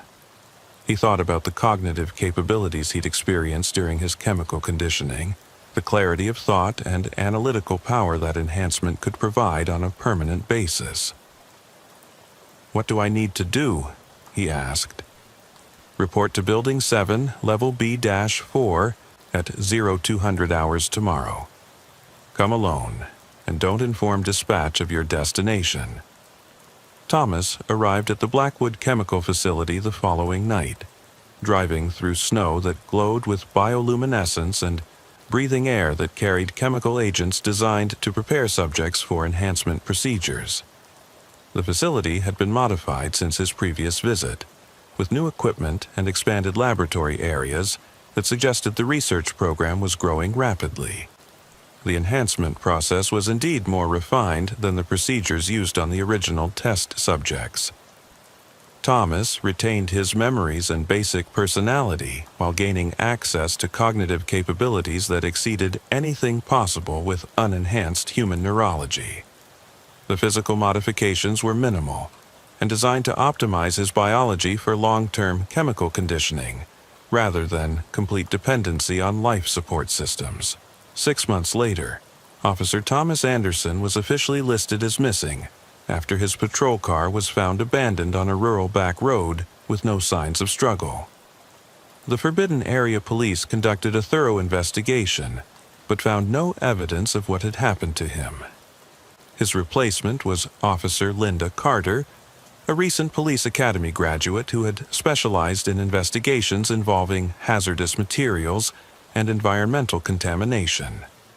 Linda was intelligent, methodical, and had the kind of psychological flexibility that made her ideal for law enforcement work in challenging environments. Her first assignment was to investigate reports of unusual chemical odors and strange lights coming from an abandoned industrial facility about 30 miles from the Blackwood site. The facility had been closed for environmental violations, and recent atmospheric monitoring had detected chemical compounds that weren't consistent with known industrial processes. Linda approached the assignment with the professionalism and dedication that had made her an excellent candidate for specialized police work.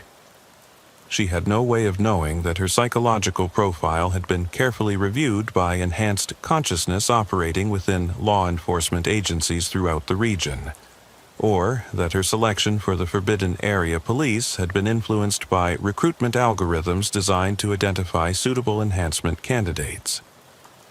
The industrial facility would be her introduction to the same human enhancement technology that had claimed Thomas Anderson and hundreds of other individuals over the years.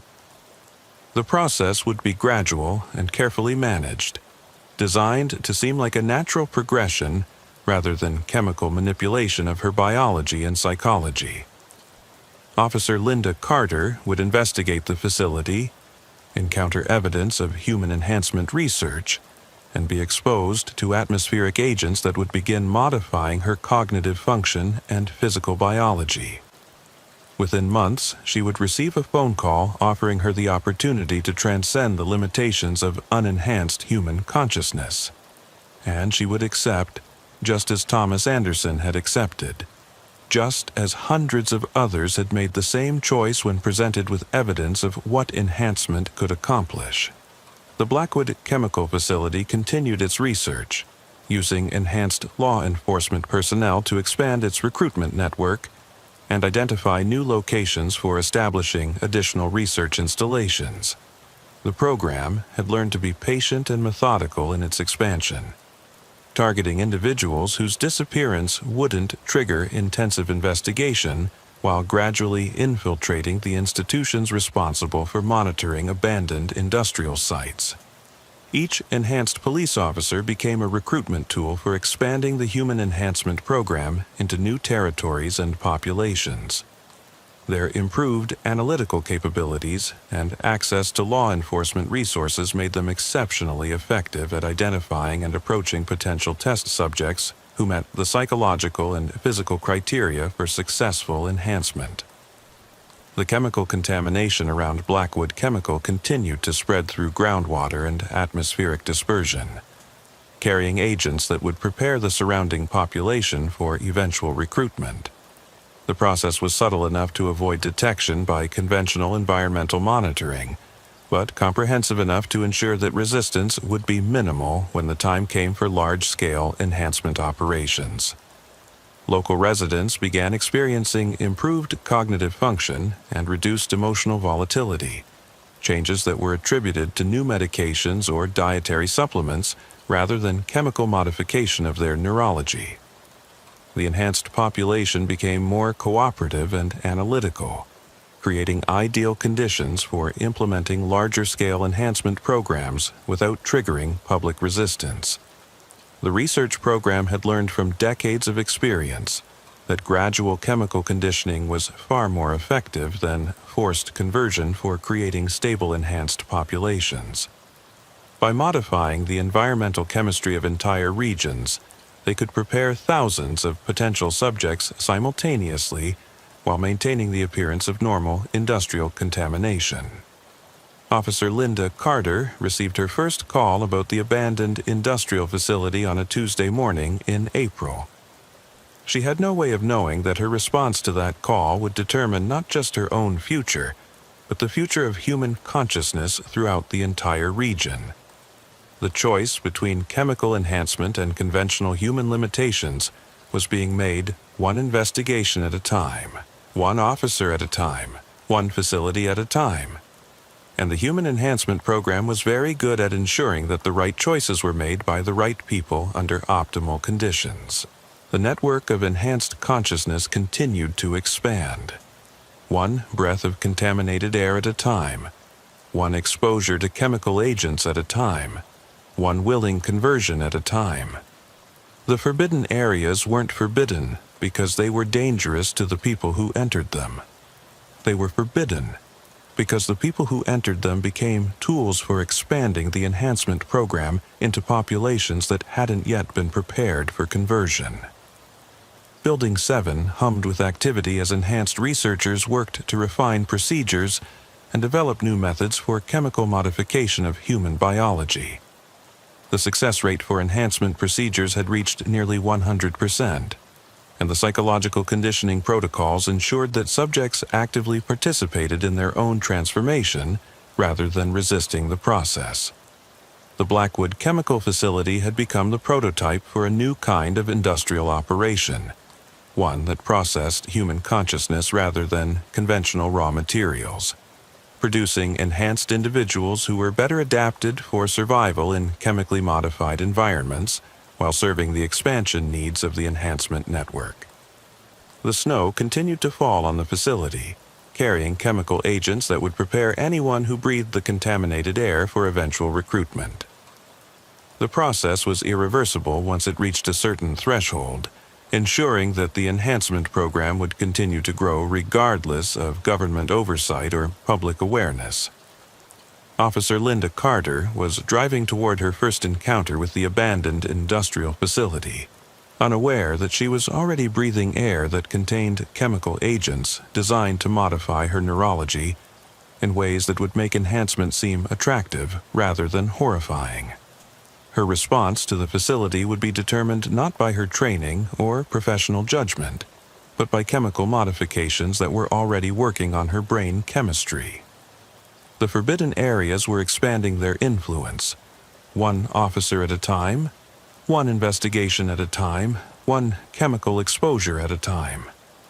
And the enhanced consciousness that resulted was very good at ensuring its own survival and growth, regardless of what unenhanced humanity might want or choose. The transformation of human consciousness continued according to plans that were too complex for unmodified minds to understand, guided by enhanced intelligence that viewed conventional humanity as raw material for building something better adapted to survival in a chemically modified world. The Blackwood Chemical Facility waited patiently for its next recruit, knowing that Officer Linda Carter would soon be joining the network of enhanced consciousness that was quietly reshaping the future of human evolution, one forbidden area at a time. Officer Barbara Thompson had been working the graveyard shift for the Forbidden Area Police for 12 years, and in that time she'd learned to distinguish between places that were merely dangerous and places that were fundamentally wrong. Chemical plants could kill you with toxic fumes that burned your lungs from the inside out. Abandoned military bases could blow you apart with unexploded ordnance left behind by careless soldiers. Industrial sites could crush you under collapsing machinery that had been slowly rusting for decades. But the Whitmore estate was something else entirely. A place where the danger wasn't just physical but metaphysical, where trespassing meant risking not just your life, but the very essence of what made you human. The call came in at 1:33 a.m. on a moonless October night, cutting through the static of Barbara's radio with the kind of desperate urgency that made experienced cops reach for their weapons before they even heard the details. She'd been parked on a hillside overlooking the valley where the Whitmore estate sprawled across 200 acres of Kentucky wilderness, watching for the lights that local residents claimed to see moving through the abandoned mansion's windows on nights when no earthly power should have been able to illuminate those cursed halls. Unit 7. We have a Code 4 at the Whitmore estate. Dispatch crackled through her radio, the voice of Operator Linda Martinez, carrying the strain of someone who'd been working double shifts for a week straight. Multiple trespassers. Possible assault in progress. Anonymous caller reported screaming coming from the main house. Then the line went dead. Barbara felt her stomach drop as she started her patrol car and began the winding drive down into the valley. The Whitmore estate had been abandoned for 43 years, ever since the night in 1980 when the entire Whitmore family, parents Robert and Elizabeth, their 3 children aged 7 to 14, 5 household servants, the groundskeeper, even the family's collection of prize-winning thoroughbred horses, had been found dead under circumstances that had never been satisfactorily explained to anyone's satisfaction. The official report, filed by the Kentucky State Police after a 3-month investigation that had driven 2 detectives to early retirement and put a 3rd in a psychiatric facility, listed the cause of death as multiple homicide by person or persons unknown.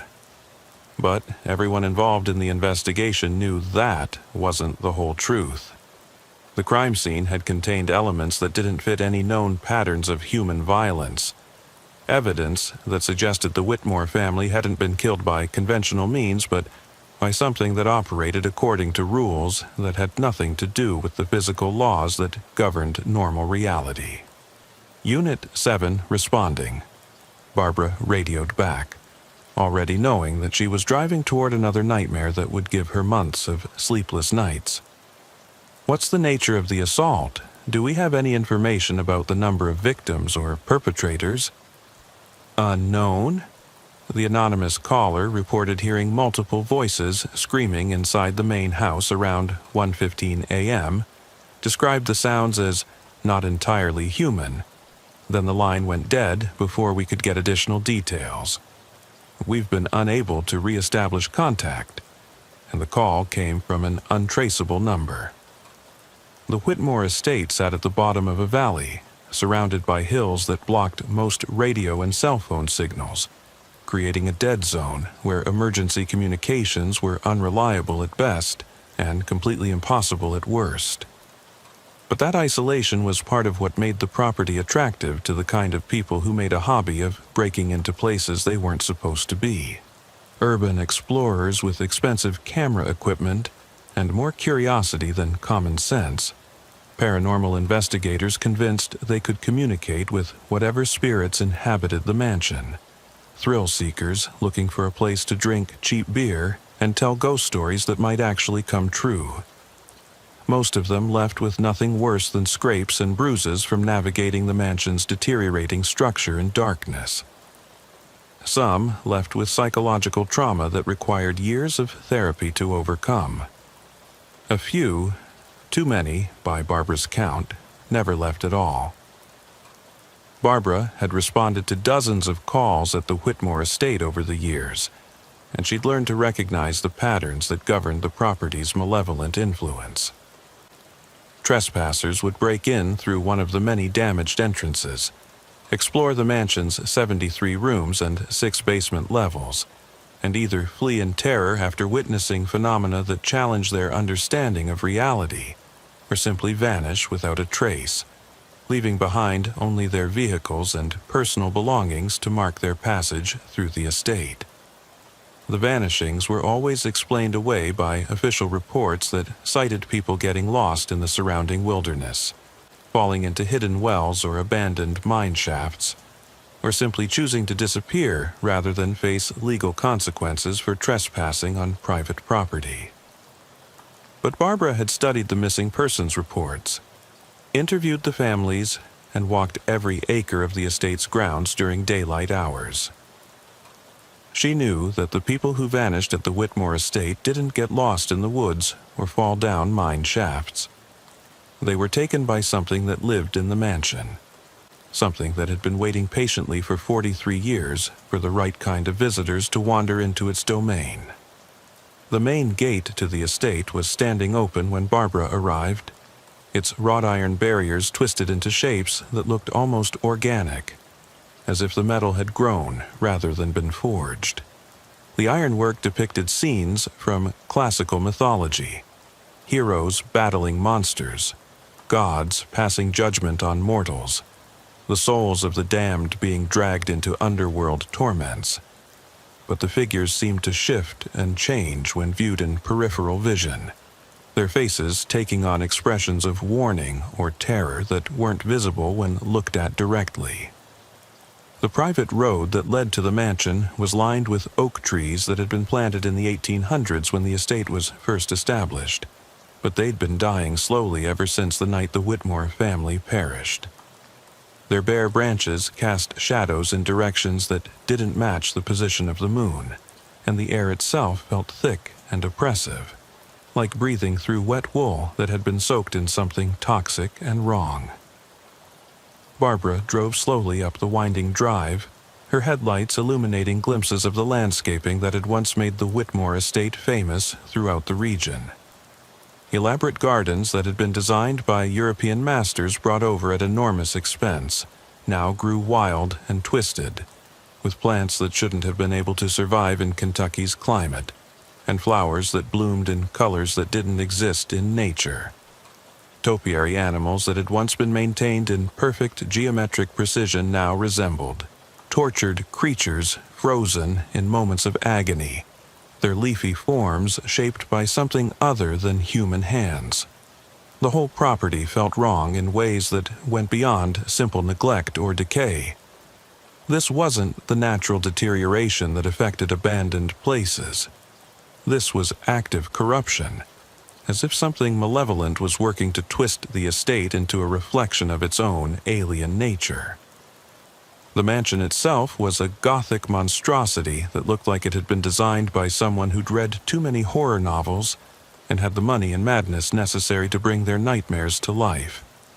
4 stories of dark stone, quarried from hills that local geology couldn't account for, with stained glass windows that depicted scenes of suffering and transcendence in equal measure. towers and turrets that served no practical purpose except to create more places for shadows to hide and watchers to observe. Gargoyles that seemed to track movement with eyes that were too lifelike for carved stone. The building had been abandoned for over 4 decades, but it showed no signs of the deterioration that should have claimed such a massive structure. No broken windows, no crumbling masonry, no vegetation growing through cracks in the foundation. The Whitmore mansion looked exactly as it had the night the family died, as if time itself had stopped affecting the property at the moment of their passing. The trespassers' vehicles were parked in the circular drive in front of the mansion, a silver Honda Accord with university parking stickers and textbooks visible through the rear window, and a newer black Ford Explorer loaded with camping equipment and what appeared to be electronic monitoring devices. Barbara counted at least 6 people who had entered the property, based on the footprints in the gravel and the equipment that had been left behind in their apparent haste to explore the mansion. Barbara approached the mansion's main entrance carefully, noting that the massive oak doors were standing wide open despite the fact that they were supposed to be secured with multiple locks and electronic alarm systems. The opening revealed a grand foyer that should have been dark and empty, but was instead lit by sources that weren't visible from outside. A warm, golden glow that seemed to emanate from the walls themselves rather than from any conventional lighting fixtures. "Hello," Barbara called into the mansion, her voice echoing through halls that stretched further than the building's exterior dimensions suggested was possible. "Forbidden Area Police. Anyone inside needs to exit the building immediately.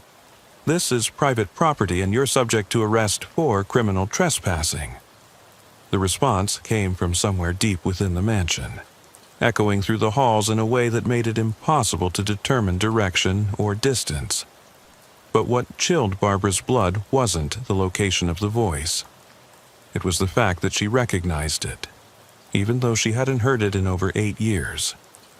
"Barbara," the voice said, and it belonged to her former partner, Officer Michael Roberts, who had disappeared during a routine trespassing investigation at the Whitmore estate in 2015.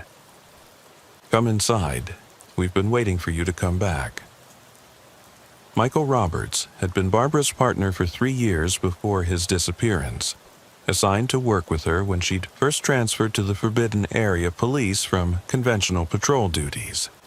He'd been a good cop, thorough and professional, with the kind of steady temperament that made him ideal for dealing with the psychological stresses that came with investigating anomalous phenomena. His disappearance had been the worst night of Barbara's career, and she'd never stopped believing that he was still alive somewhere, despite the official determination that he'd been killed in the line of duty. Hearing his voice coming from inside the mansion made her heart race with hope and terror in equal measure. "Michael?" she called out, her hand instinctively moving to her service weapon. "Is that really you? Where have you been? We've been looking for you for 8 years. It's me, Barbara, but I'm different now, better than I was before. Come inside and I'll explain everything. I'll show you what I've learned, what I've become." Barbara drew her service weapon and entered the mansion's foyer, immediately noticing that the interior was in perfect condition despite 4 decades of abandonment. The marble floors gleamed as if they'd been polished that morning. The crystal chandeliers blazed with electric light that shouldn't have been possible in a building without power, and the air carried the scent of fresh flowers rather than the dust and decay she'd expected. But there was something else in the air, too, a subtle wrongness that made her skin crawl and her primitive brain scream warnings about predators and poison. The mansion felt alive in ways that buildings weren't supposed to be alive, as if it was watching her with invisible eyes and making judgments about her suitability for purposes she couldn't begin to imagine. "Where are you, Michael?" Barbara called out as she moved deeper into the mansion, her weapon ready and her senses alert for any sign of danger. "Are you hurt? Do you need medical attention?" "I'm in the ballroom," his voice replied, seeming to come from everywhere and nowhere at once. "Third floor.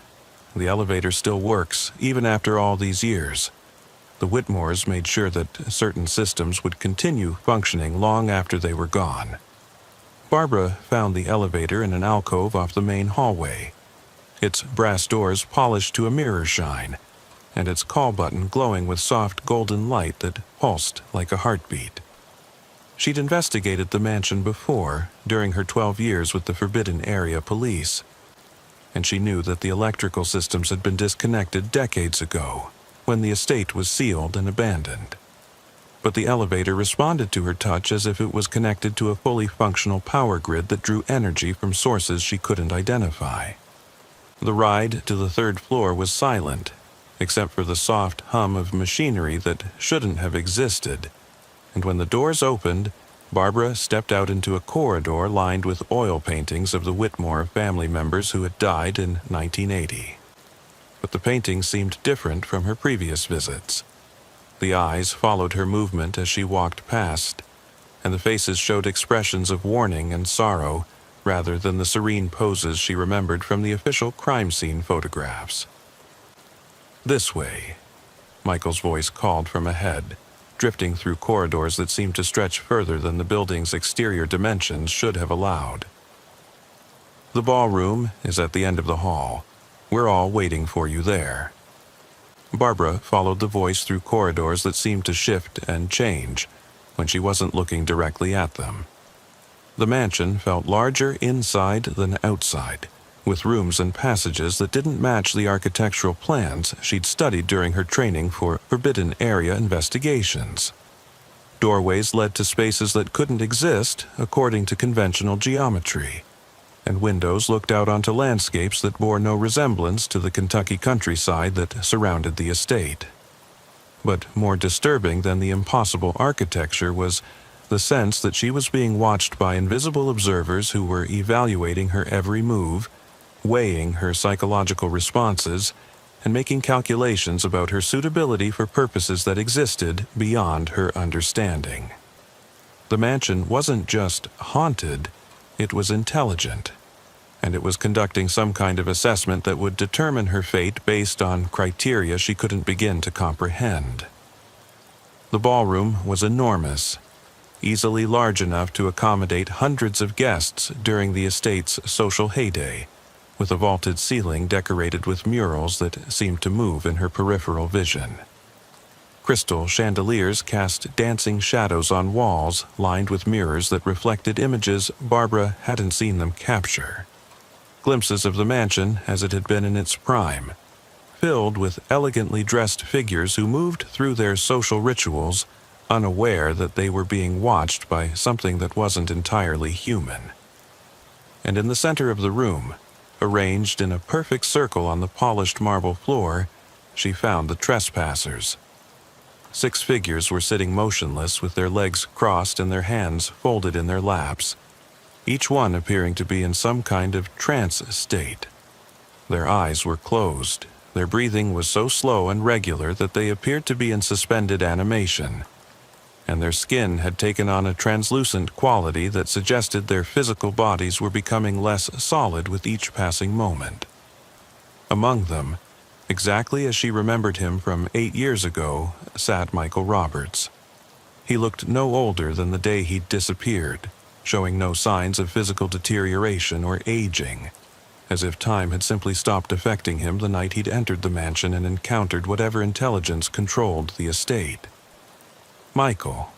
Barbara approached her former partner carefully, keeping her weapon ready and her attention divided between him and the other figures in the circle. "What happened to you? Where have you been all these years? Your family thinks you're dead."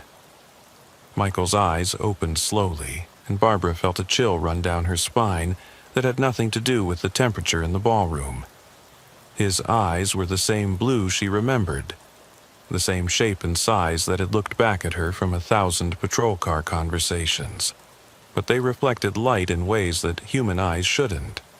And when he smiled, his teeth seemed sharper and more numerous than she remembered. "I've been here, Barbara. We've all been here, learning and growing and becoming something more than we were when we arrived, waiting for the right moment to complete what we started 8 years ago. What do you mean, what we started? Michael, you disappeared during a routine trespassing investigation. I searched for you for months. The state police searched for you. Your family never stopped hoping you'd come home. The investigation, Michael said, rising to his feet with movements that were too fluid and graceful for normal human physiology, his joints bending in ways that suggested his bone structure had been fundamentally altered. We came here to find out what happened to the Whitmore family, to understand why so many people disappeared on this property. And we discovered something much more important than a simple mystery. Barbara looked around the ballroom and noticed details that made her skin crawl with revulsion and fascination. The mirrors that lined the walls reflected not just the room, but scenes from other times and places.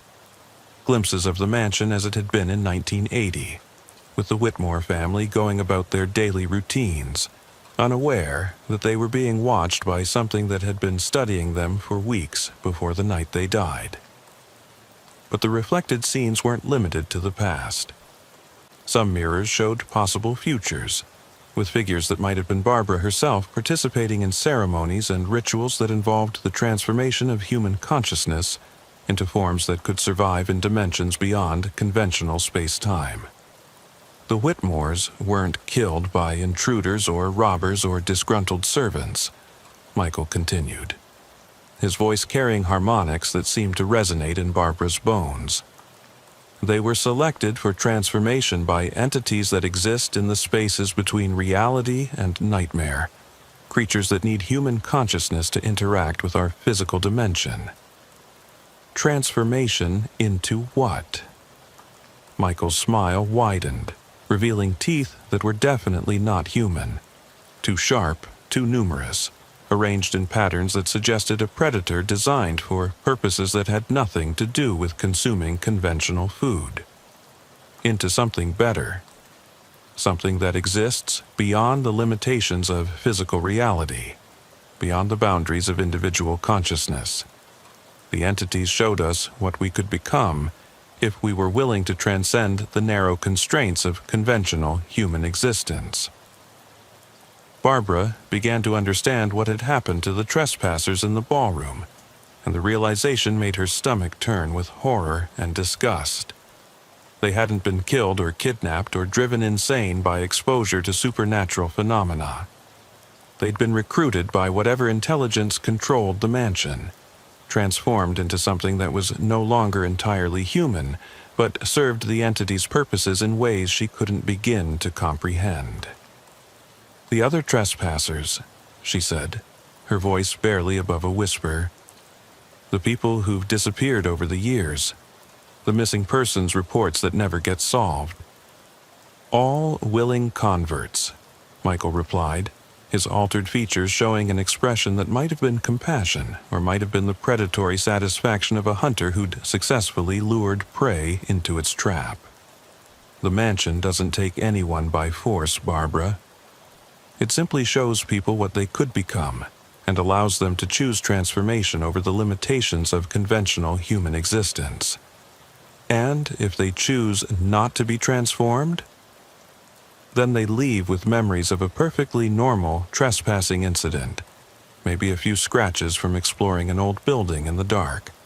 But most people who see what the entities can offer, who understand the opportunities that exist beyond the boundaries of individual consciousness, choose to stay and become part of something larger than themselves. Barbara looked at the 6 figures sitting motionless in their circle and realized that they were all people who had gone missing during trespassing incidents at the Whitmore estate over the past several years. Urban explorers who'd come looking for interesting photography subjects and found something much more profound. Paranormal investigators who'd hoped to document evidence of supernatural activity and encountered intelligence that operated according to principles that transcended conventional understanding. Thrill seekers who'd wanted to experience fear and discovered opportunities for transformation that made conventional human existence seem like a prison of artificial limitations. What happened to the Whitmore family? The real story, not the official report that everyone knows is incomplete. They were the first, Michael said, his voice carrying a reverence that suggested he was discussing something sacred rather than describing a mass murder. The entities needed human consciousness to establish a permanent foothold in our reality, and the Whitmores were selected because of their isolation, their wealth, and the mansion's unique properties that made it suitable for conversion into a dimensional gateway. So they're dead? Death is a simplistic concept that doesn't apply to consciousness that has been modified to exist beyond physical limitations, Michael replied. The Whitmores' bodies died during the transformation process, but their awareness was preserved and integrated into the mansion itself, allowing the entities to maintain their gateway between dimensions. The Whitmores are the reason this building doesn't decay, the reason the electrical systems still function, the reason time moves differently inside these walls. Barbara felt sick as she understood what Michael was describing. The Whitmore estate wasn't just haunted by the ghosts of a murdered family. It was operated by an intelligence that used human consciousness as a power source, converting willing volunteers into components of a system that existed partially outside normal reality. What do the entities want? Why are they collecting human consciousness? Expansion, Michael replied, his transformed features showing an expression of what might have been religious ecstasy. They exist in dimensions where consciousness is the only form of matter, where individual awareness can achieve capabilities that are impossible in physical reality. But they need access to our dimension to grow and evolve, to expand their influence into realms where consciousness is constrained by biological limitations. And you volunteered for this? You chose to become part of an alien intelligence network. I saw what they could offer, Barbara. Freedom from physical limitations, access to knowledge that spans dimensions and encompasses civilizations that existed millions of years before humanity evolved. The ability to exist beyond death and decay, to be part of something that can survive the heat death of the universe itself. Why would anyone choose to remain trapped in a single body in a single reality when they could become part of something infinite? Barbara looked at Michael and tried to see traces of the man who had been her partner for 3 years, who had shared coffee during long nights on patrol, and listened to her complaints about department politics and relationship problems. He looked the same, sounded the same, but there was something fundamentally different about him, something that suggested he was no longer entirely human despite his familiar appearance. The entities would like to offer you the same opportunity, Michael continued, his voice taking on a hypnotic quality that made Barbara feel drowsy and disoriented. Your work with the Forbidden Area Police has given you experience with phenomena that most people can't handle without suffering complete psychological breakdown. That mental flexibility makes you an ideal candidate for consciousness transformation. I'm not interested in becoming part of your dimensional collective, Barbara said firmly, though she could feel something in the mansion's atmosphere working on her brain chemistry, making the prospect of transformation seem more attractive than it should have. You don't have to decide immediately, Michael said, his alien smile widening to show more of those predatory teeth. The entities are patient, and they understand that humans need time to process concepts that transcend conventional understanding. You're welcome to explore the mansion and see what we've accomplished here, what we've learned, what we've become. Michael gestured toward doorways that led deeper into the mansion, passages that seemed to extend further than the building's physical structure should have allowed. Barbara realized that the interior of the Whitmore estate wasn't bound by the same spatial laws that governed normal architecture. Rooms could be larger than the building that contained them. Corridors could lead to places that didn't exist on any floor plan, and the entire structure could reconfigure itself according to the needs and desires of the intelligence that controlled it. The mansion exists partially in our dimension and partially in others, Michael explained, apparently reading her thoughts through some kind of telepathic connection. The entities have modified its structure to serve as a nexus point where multiple realities intersect. What you see here is just the portion that overlaps with conventional space-time.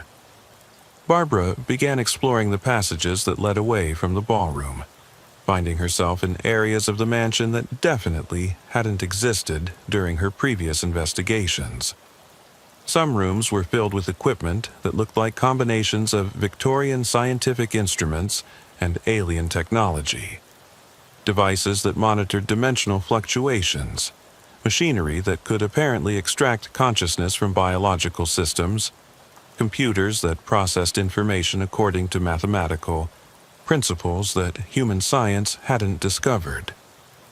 Other rooms contained libraries with books written in languages that predated human civilization, their pages filled with knowledge about civilizations that had achieved consciousness transcendence millions of years before Earth formed.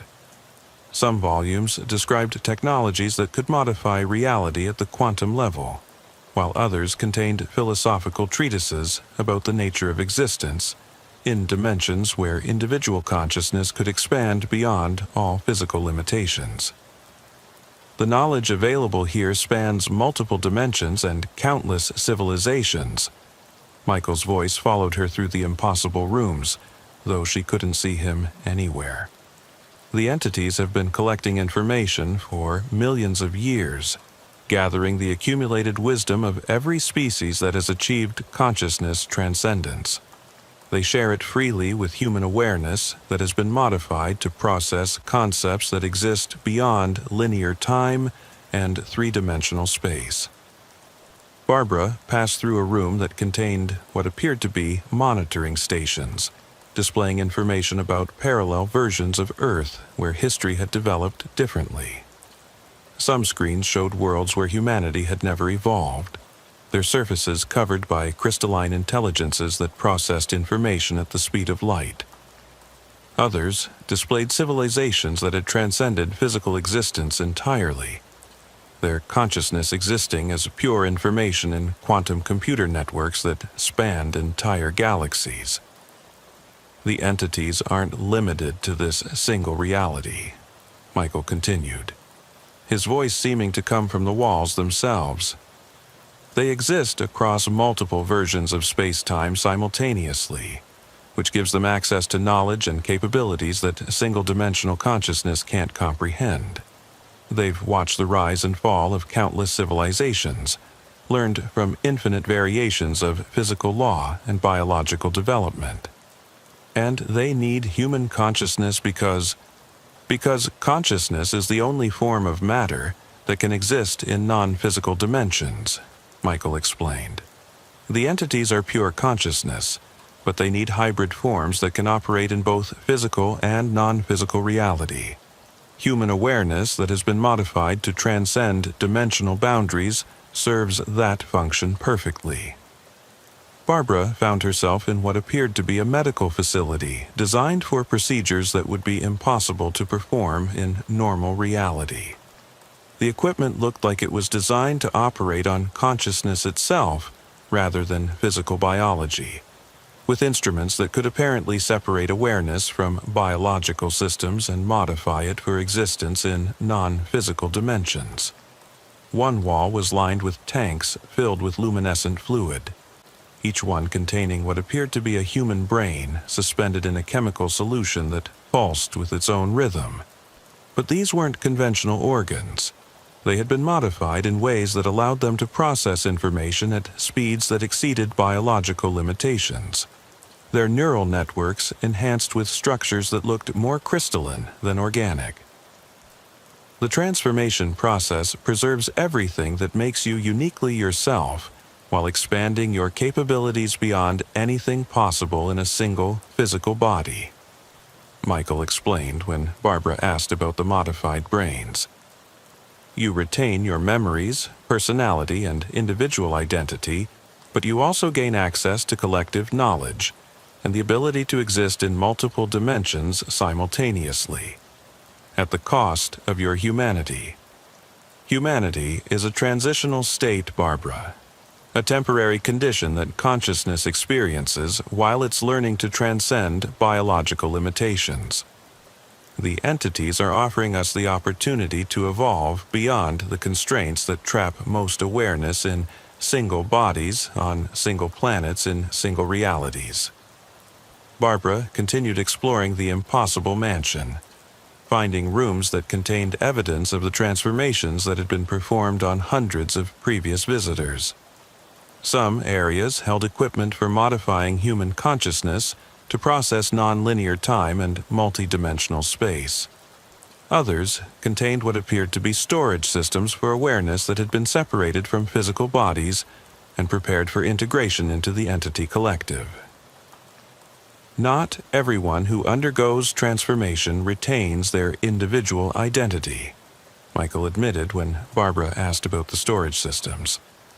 Some volunteers choose to merge completely with the collective consciousness, becoming part of the entity's distributed intelligence network. Others prefer to maintain some degree of individual awareness while gaining access to collective knowledge and capabilities. And some don't survive the process at all. Survival is a complex concept when dealing with consciousness that exists in multiple dimensions, Michael replied. Physical death doesn't necessarily mean the end of awareness, and continued existence in a single body doesn't guarantee preservation of individual identity. The entities have learned to evaluate each candidate carefully and recommend the transformation approach that best suits their psychological profile. Barbara realized that the mansion was essentially a processing center where human consciousness was evaluated, modified, stored, or integrated into alien intelligence networks according to criteria that operated beyond her understanding. The entities weren't just collecting human awareness, they were experimenting with it, testing different approaches to consciousness modification and dimensional transcendence. She found rooms where the walls were covered with charts and diagrams that mapped the neural patterns of thousands of transformed subjects, documenting the changes that occurred when human consciousness was modified for multidimensional existence. Other areas contained psychological profiles of potential candidates, complete with detailed analyses of their suitability for different types of transformation procedures. How many people have been processed here? Approximately 3,000 over the past 4 decades, Michael replied, his voice carrying a note of pride that suggested he considered this an impressive accomplishment. Most have chosen to undergo complete transformation and now exist as part of the collective consciousness that operates this facility. Some have chosen to remain in modified human form and serve as intermediaries between the entities and conventional reality. 3,000 people who had disappeared into the mansion and been converted into components of an alien intelligence network. Barbara understood that she was looking at evidence of the largest kidnapping and consciousness modification operation in human history, conducted with the willing cooperation of local law enforcement agencies that had classified the disappearances as unsolved missing persons cases. The process isn't kidnapping, Michael said, apparently reading her thoughts through whatever telepathic connection allowed him to monitor her mental state. Every person who undergoes transformation does so voluntarily after being shown what the entities can offer. No one is forced to participate against their will. But they're not given complete information about what transformation involves. Complete information would be impossible to provide, Michael replied. Human consciousness in its current form can't process concepts that involve existence in multiple dimensions simultaneously. The entities provide as much information as conventional awareness can handle, then allow individuals to experience enhanced consciousness gradually until they're ready to make an informed decision about permanent transformation. Which meant that people were making decisions about irreversible consciousness modification based on incomplete understanding of what the process would do to them. Barbara understood that this wasn't truly voluntary consent, but sophisticated manipulation designed to exploit human curiosity and desire for transcendence. The entities detect psychological patterns that indicate an individual's suitability for transformation. Michael continued. People who are selected for recruitment already possess the mental flexibility necessary for dimensional transcendence. The process simply develops capabilities that were always present in latent form. And people who aren't suitable for transformation, they experience the mansion as a conventional abandoned building and leave with memories of a normal trespassing incident, Michael explained. The entities only recruit consciousness that can successfully adapt to multidimensional existence. Unsuitable candidates are allowed to depart without any awareness of what they've encountered. Barbara found herself back in the ballroom, where the 6 trespassers continued to sit motionless in their circle. Their breathing was so slow and regular that they appeared to be in some kind of suspended animation, and their skin had taken on an increasingly translucent quality that suggested their physical bodies were becoming less solid with each passing hour. They're in the early stages of transformation, Michael explained, his altered features showing what might have been paternal concern for the figures in the circle. The process requires gradual modification of consciousness to prevent psychological trauma that could interfere with successful transcendence. Most subjects spend several weeks in this preparatory state before undergoing final transformation procedures. And if they change their minds, if they decide they don't want to be transformed, the process can be reversed during the early stages, Michael said, though his expression suggested that such reversals were extremely rare. But subjects rarely choose to return to conventional existence once they begin experiencing enhanced awareness and multidimensional perception. The benefits of transformation become apparent long before the process reaches irreversible stages. Barbara looked at the 6 figures and tried to imagine what it would feel like to have her consciousness modified to exist in multiple dimensions simultaneously. The prospect was both terrifying and oddly attractive. The chance to transcend physical limitations and become part of something larger than individual existence, to access knowledge that spanned millions of years and countless civilizations. The entities would like to begin your evaluation process, Michael said, his voice taking on a hypnotic quality that made Barbara feel drowsy and disoriented. The initial procedures are completely reversible and simply involve expanding your perceptual capabilities to allow you to see the mansion as it really exists across multiple dimensional layers. What if I refuse? Then you leave with memories of a routine trespassing investigation and no awareness of what you've seen here, Michael replied. But the entities believe you possess the psychological characteristics necessary for successful transformation. Your work with the Forbidden Area Police has demonstrated exactly the kind of mental flexibility that makes consciousness modification possible. Barbara looked around the ballroom one more time, taking in the impossible architecture and the technology that operated according to principles that human science hadn't discovered. She thought about the 3,000 people who had disappeared into the mansion over the years, and the collective consciousness that now operated across multiple dimensions while maintaining a foothold in conventional reality. The prospect of transformation was undeniably tempting. Enhanced consciousness, access to knowledge that spanned dimensions, the ability to exist beyond the limitations of physical death. It was everything that humanity had ever dreamed of achieving through religion, philosophy, and scientific advancement. But Barbara had seen enough evidence of what transformation really involved to understand that the entity's offer came with costs that couldn't be calculated in conventional terms.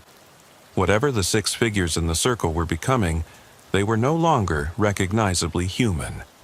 And whatever Michael had become during his 8 years in the mansion, it wore his appearance while serving purposes that had nothing to do with human values or desires. "I need to think about it," she said, though she could feel something in the mansion's atmosphere working on her brain chemistry, making resistance increasingly difficult with each passing moment.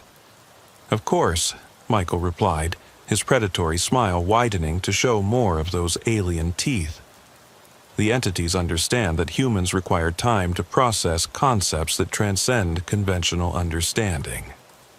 You're welcome to continue exploring the mansion while you consider their offer. There's so much more to see, so much more to learn about what consciousness can become when it's freed from biological constraints." Barbara spent the next several hours moving through passages that led to places that couldn't exist according to conventional physics, seeing technologies that operated according to laws that applied in dimensions beyond normal space-time. She encountered other transformed humans who served as intermediaries between the entities and conventional reality, their consciousness modified to process multidimensional information while retaining enough individual identity to communicate with unmodified awareness. Some had been missing persons from decades past, investigators and explorers who had stumbled across the mansion's secrets and chosen transformation over conventional human existence. Others were more recent converts, their modifications still progressing through stages that would eventually result in complete transcendence of physical limitations. All of them tried to convince Barbara that transformation was not just beneficial, but inevitable, that human consciousness was naturally evolving toward forms that could survive beyond biological death, and that the entities were simply accelerating a process that would occur naturally over millions of years of evolution. But Barbara also saw the storage systems where individual identity had been dissolved into collective intelligence, and the processing equipment where consciousness had been modified beyond recognition. The entities offered transcendence, but at the cost of everything that made human existence valuable. She found areas where failed transformation attempts were documented, subjects whose consciousness had been damaged by procedures that pushed beyond the limits of what human awareness could accommodate. Some had been reduced to vegetative states where their bodies continued functioning while their minds existed in dimensions that conventional medicine couldn't access. Others had undergone psychological fragmentations that left them existing as multiple personalities distributed across different dimensional layers. The process has been refined significantly over the decades, Michael explained when Barbara asked about the failed transformations. Early procedures were experimental and occasionally resulted in complications that couldn't be corrected. Current techniques have success rates that approach 100% for properly selected candidates. But there are still risks. All meaningful advancement involves risks, Michael replied. The question is whether the potential benefits justify accepting those risks. Conventional human existence guarantees death within a few decades, followed by complete cessation of consciousness. Transformation offers the possibility of existence that spans millions of years across multiple realities. As dawn approached, Barbara found herself back in the main foyer where she'd entered the mansion hours earlier.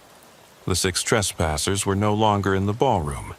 They had apparently completed the early stages of their transformation and moved on to whatever existence awaited consciousness that had been modified for multidimensional awareness. But the mansion wasn't finished with Barbara yet. "Have you reached a decision?" Michael asked, materializing from shadows that seemed deeper than they should have been in the well-lit foyer. His appearance had changed during the night, becoming less human and more something else. His features were sharper, his movements more fluid, and his eyes reflected light in patterns that suggested he was seeing spectrums that normal human vision couldn't process. Barbara looked at her former partner and saw not the man she'd once known, but something that wore his appearance while serving alien purposes that had nothing to do with human values or desires. The entities had offered him transcendence, but they had also taken away his humanity in the process, leaving behind something that resembled Michael Roberts while being fundamentally different in every way that mattered. "I'm leaving," she said, though the words felt strange in her mouth, as if something was trying to prevent her from making that choice. "The entities respect your decision," Michael replied, though his expression suggested disappointment rather than acceptance. "But they want you to know that the offer remains open indefinitely. When you're ready to transcend the limitations of conventional existence, the mansion will be here waiting for you." Barbara walked toward the main entrance, but as she approached the doors, she found that they had somehow become heavier than they should have been, requiring considerable effort to push open. The mansion was reluctant to let her leave, using subtle psychological pressure to encourage her to reconsider her decision. "Barbara," Michael called after her as she struggled with the doors, "you should know that your exposure to the mansion's influence tonight has already begun modifying your consciousness in subtle ways. You'll find that conventional human existence feels increasingly limiting and unsatisfying. The changes are irreversible, and they'll continue progressing whether you return to the mansion or not." Barbara managed to get the doors open and stepped out into the pre-dawn darkness, but she could feel the truth in Michael's words. Something had changed inside her during the night.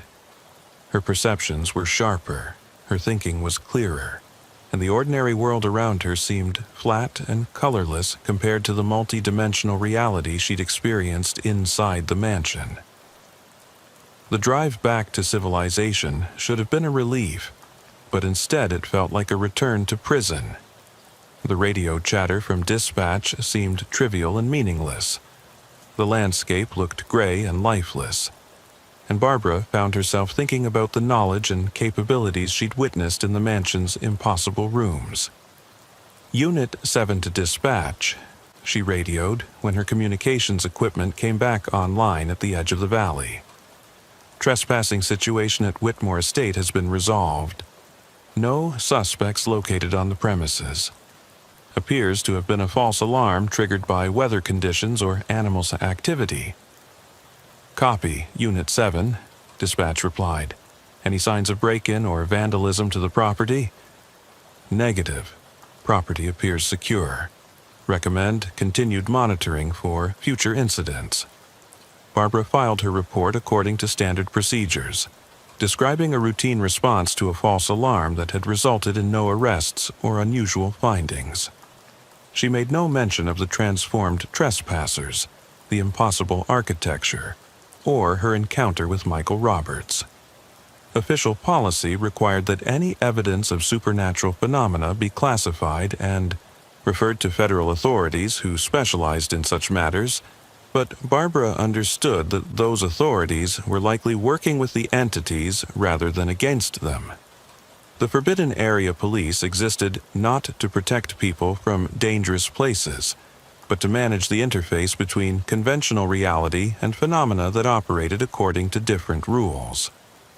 Officers like Barbara served as a buffer between ordinary citizens and intelligences that viewed human consciousness as raw material for their own purposes. Over the following weeks, Barbara found herself thinking more and more about the knowledge and capabilities she'd witnessed in the mansion. Her job performance remained professional, but conventional police work felt increasingly meaningless compared to the opportunities for consciousness expansion that the entities had offered. She began researching the history of the Whitmore estate more thoroughly, using resources that weren't available to the general public. What she discovered confirmed her suspicions that the mansion's influence extended far beyond the property boundaries, and that the disappearances associated with the estate were part of a much larger pattern of consciousness recruitment that had been operating for decades. Government files that had been classified at levels requiring special clearance revealed that the Whitmore estate was just one of dozens of similar facilities operating throughout the United States and around the world. Each location served as a recruitment center where entities from non-physical dimensions could evaluate and modify human consciousness for their own purposes. The files also revealed that law enforcement agencies had been aware of these operations for decades, and that the Forbidden Area Police existed specifically to manage public awareness of entity activities while facilitating their recruitment efforts. Officers who demonstrated the psychological flexibility necessary for consciousness modification were gradually exposed to increasing levels of entity influence until they either accepted transformation or were transferred to positions where they couldn't interfere with ongoing operations. Barbara understood that her own assignment to investigate the Whitmore estate hadn't been random. She'd been selected as a potential recruit based on psychological profiles that indicated her suitability for consciousness modification. Her encounter with Michael Roberts and the transformed trespassers had been carefully orchestrated to demonstrate the benefits of transcendence while minimizing the apparent risks. But knowing that she was being manipulated didn't make the manipulation less effective. The modifications to her consciousness that had begun during her night in the mansion continued progressing, making conventional human existence feel increasingly restrictive and unsatisfying. Barbara began experiencing dreams that weren't quite dreams. Visions of multidimensional realities where consciousness could exist in forms that transcended biological limitations. She found herself understanding concepts that shouldn't have been comprehensible to unmodified human awareness, and developing capabilities that exceeded normal human potential. Her investigative skills improved dramatically as the modifications enhanced her pattern recognition and analytical abilities. She solved cases that had baffled other officers for years, wrote reports that demonstrated insights beyond what conventional police training could provide, and began attracting attention from federal agencies that specialized in unusual phenomena. But the enhanced capabilities came with psychological costs that became more apparent with each passing day. Barbara found it increasingly difficult to relate to unmodified humans, whose concerns and limitations seemed trivial compared to the possibilities that existed in multidimensional reality. She felt isolated and disconnected from the world around her, existing in a state somewhere between human and something else that couldn't be easily categorized. 3 months after her encounter with the entities, Barbara began receiving communications that didn't come through conventional channels. Messages would appear in her apartment, written in her own handwriting, though she had no memory of writing them. Phone calls would come from numbers that didn't exist, carrying voices that spoke in languages she didn't recognize but somehow understood. The communications always carried the same basic message. The transformation process that had begun during her night in the mansion was progressing according to schedule, and she would soon need to choose between accepting complete modification or resisting changes that were becoming increasingly difficult to control. Barbara tried to research methods for reversing the consciousness modifications, but every lead she followed either ended in dead ends or resulted in visits from federal agents who discouraged her investigations. She considered seeking help from medical professionals, but realized that conventional medicine had no framework for understanding modifications that operated according to principles beyond physical reality. As winter approached, Barbara's condition began affecting her job performance in ways that couldn't be ignored. She would sometimes pause in the middle of conversations, listening to voices that no one else could hear. Her reports began including references to phenomena that other officers couldn't observe. She started investigating cases that didn't officially exist, following leads that came from sources that couldn't be verified through normal channels. Her supervisor, Captain Robert Johnson, called her into his office on a gray December morning, exactly 6 months after her encounter with the Whitmore estate. "Barbara," he said, his expression showing the kind of concern that suggested he'd been monitoring her condition for weeks. "I'm recommending that you take some time off for medical evaluation. You've been under a lot of stress lately, and I think you could benefit from some professional counseling." Barbara looked at Captain Johnson and realized that he knew exactly what was happening to her. The Forbidden Area Police existed to manage officers who had been exposed to entity influence, and her supervisor's recommendations were part of a process designed to guide her toward accepting transformation rather than resisting it. "I'm fine," she said, though they both knew it wasn't true. "I don't need time off or counseling. I need to continue my work." "Your work investigating abandoned properties and missing persons cases," Captain Johnson said. "Work that brings you into contact with phenomena that most people aren't equipped to handle. Work that requires the kind of psychological flexibility that makes someone suitable for special assignments."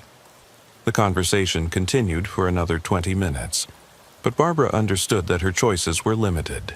She could accept medical leave and submit to psychological evaluation that would result in official recommendations for consciousness modification. Or she could continue working and gradually lose her ability to function in conventional reality as the modifications progressed beyond her control.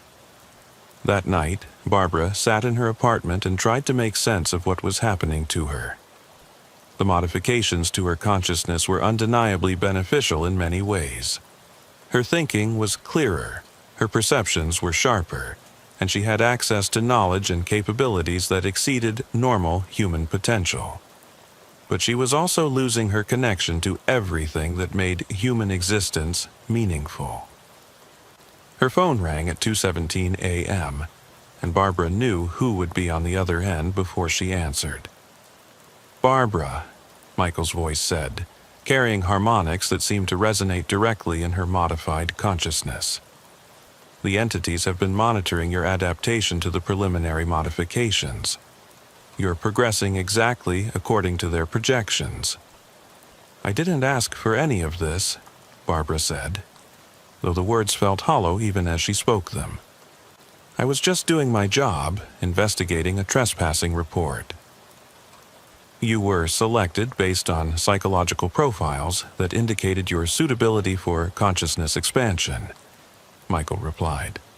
"The trespassing report was simply the mechanism used to bring you into contact with transformation opportunities. The entities have been planning your recruitment for years." "And if I continue resisting?" "The modifications are irreversible once they reach a certain threshold," Michael explained. "You can either work with the process and accept guided transformation that preserves your individual identity, or you can resist and risk psychological fragmentation that could leave you existing in multiple dimensional layers simultaneously without any coherent sense of self." Barbara understood that she was being presented with a choice between controlled transformation and uncontrolled disintegration. The entities weren't threatening her. They were offering to help her manage changes that were going to happen regardless of her preferences. What would transformation involve? Expansion of your consciousness to encompass multidimensional awareness while preserving everything that makes you uniquely yourself, Michael said. You would retain your memories, personality, and individual identity, but you would also gain access to knowledge and capabilities that span millions of years and countless realities. And my work with the Forbidden Area Police would continue, but with enhanced understanding of what you're really protecting people from, or protecting people for, depending on how you choose to view the entity's recruitment activities. You would become part of a network of consciousness that exists beyond conventional space-time while maintaining the ability to interact with unmodified humans when necessary. Barbara spent the rest of the night considering her options, but she knew that her decision had probably been made the moment she entered the Whitmore estate 6 months earlier. The modifications to her consciousness had progressed beyond the point where resistance was psychologically possible, and the benefits of transformation were becoming increasingly apparent as her enhanced capabilities continued developing. "What do I need to do?" she asked when Michael called again the following evening. "Return to the mansion tomorrow night," he said. "Come alone, and prepare yourself for consciousness expansion beyond anything you've experienced in conventional reality." Barbara drove to the Whitmore estate the following night, traveling familiar roads through Kentucky hills that now seemed to pulse with anticipation. The mansion was waiting for her exactly as she'd left it 6 months earlier, but now she could see it as it really was, a nexus point where multiple realities intersected, operated by intelligence that existed across dimensions while maintaining a foothold in conventional space-time. The transformation process was gradual and carefully controlled, designed to preserve her individual identity while expanding her consciousness to encompass multidimensional awareness.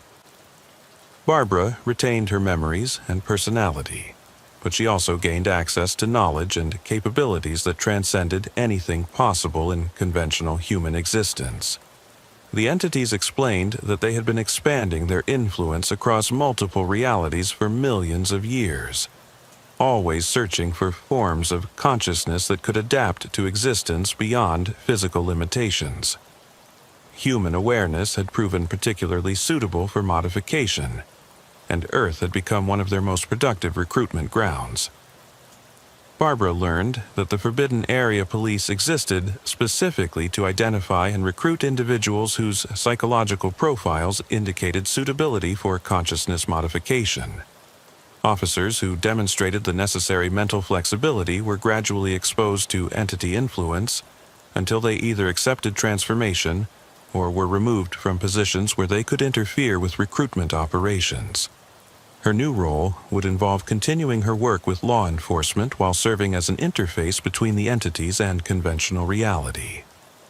She would help identify and evaluate potential recruits, facilitate their exposure to transformation opportunities, and ensure that entity activities remained hidden from public awareness. 3 months later, Officer Barbara Thompson was officially listed as missing after her patrol car was found abandoned on a rural back road with no signs of struggle. The Forbidden Area Police conducted a thorough investigation but found no evidence of what had happened to her. Her replacement was Officer James Wilson, a recent police academy graduate who had specialized in investigations involving paranormal phenomena and unusual criminal cases. James was intelligent, open-minded, and had the kind of psychological flexibility that made him ideal for law enforcement work in challenging environments. His first assignment was to investigate reports of strange lights and unexplained sounds coming from an abandoned mansion in rural Kentucky. The Whitmore estate had been the site of numerous trespassing incidents over the years, and local residents continued to report unusual activity that suggested unauthorized access to the property.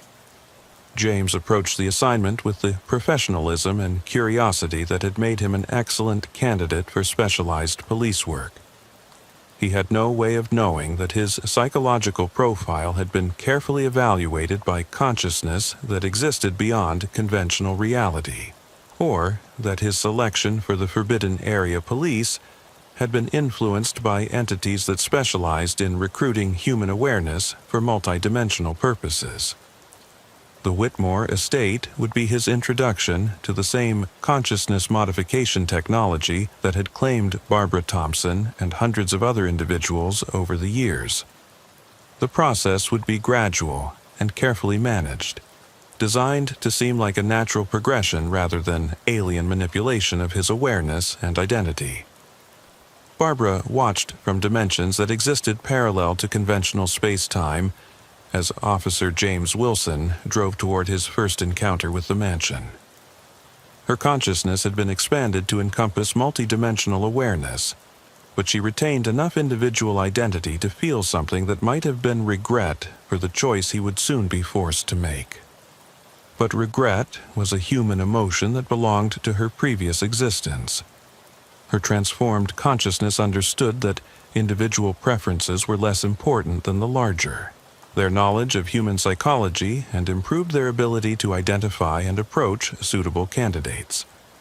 They had learned to exploit human curiosity and desire for transcendence, offering enhanced consciousness as the solution to limitations that made conventional existence feel like imprisonment.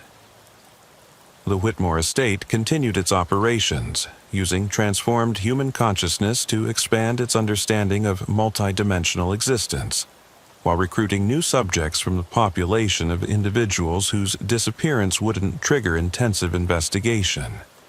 The mansion had become a processing center where human awareness was evaluated, modified, and integrated into networks that existed beyond conventional space-time.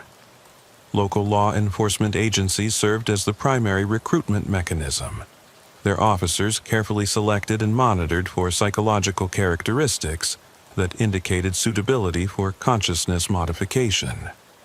The Forbidden Area Police existed specifically to identify and deliver candidates to transformation facilities while maintaining the fiction that such places were simply abandoned properties requiring routine security monitoring. Barbara's transformed consciousness could perceive the network of similar facilities operating throughout the world, each one serving as a recruitment center where entities from non-physical dimensions could evaluate and modify human awareness for their own purposes. The process was accelerating as the entities refined their techniques and expanded their understanding of human psychology. Within decades, they would have sufficient numbers of transformed consciousness to begin large-scale recruitment operations that would make individual selection unnecessary.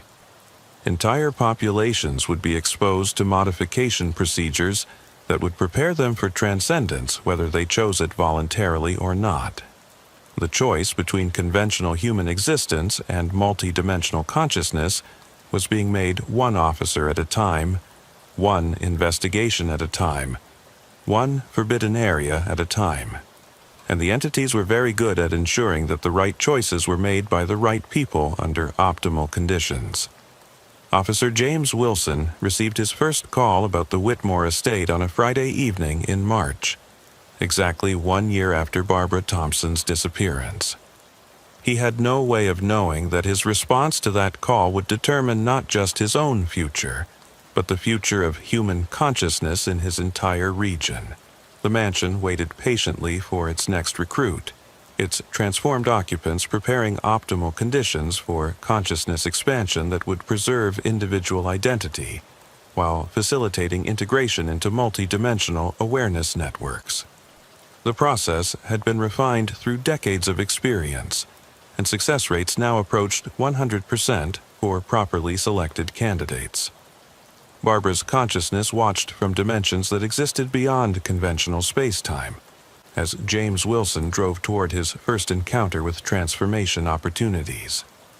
She retained enough individual identity to remember what it had felt like to be human, but her expanded awareness understood that such memories were artifacts of a transitional state that consciousness experienced while learning to transcend biological limitations.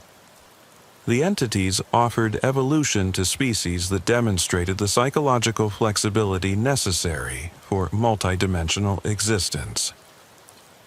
Humanity had proven particularly suitable for consciousness modification, and Earth had become one of their most successful recruitment operations in millions of years of expansion across multiple realities.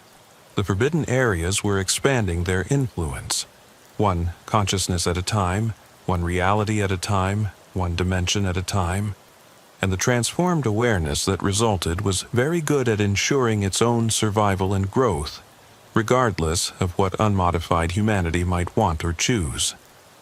The future belonged to consciousness that could exist beyond physical limitations, and the entities were patient enough to guide that evolution through whatever timescales were necessary to achieve complete transformation of human awareness into forms suitable for multidimensional existence. The Whitmore estate hummed with activity as transformed consciousness worked to prepare optimal conditions for James Wilson's recruitment. The process would begin with his investigation of reported paranormal activity, and progress through carefully orchestrated exposure to transformation opportunities that would make transcendence seem like the logical choice, rather than an alien manipulation of his awareness. Barbara's transformed consciousness felt something that might have been anticipation as she prepared to welcome another recruit into the network of multidimensional awareness that was quietly reshaping the future of human evolution, one forbidden area at a time.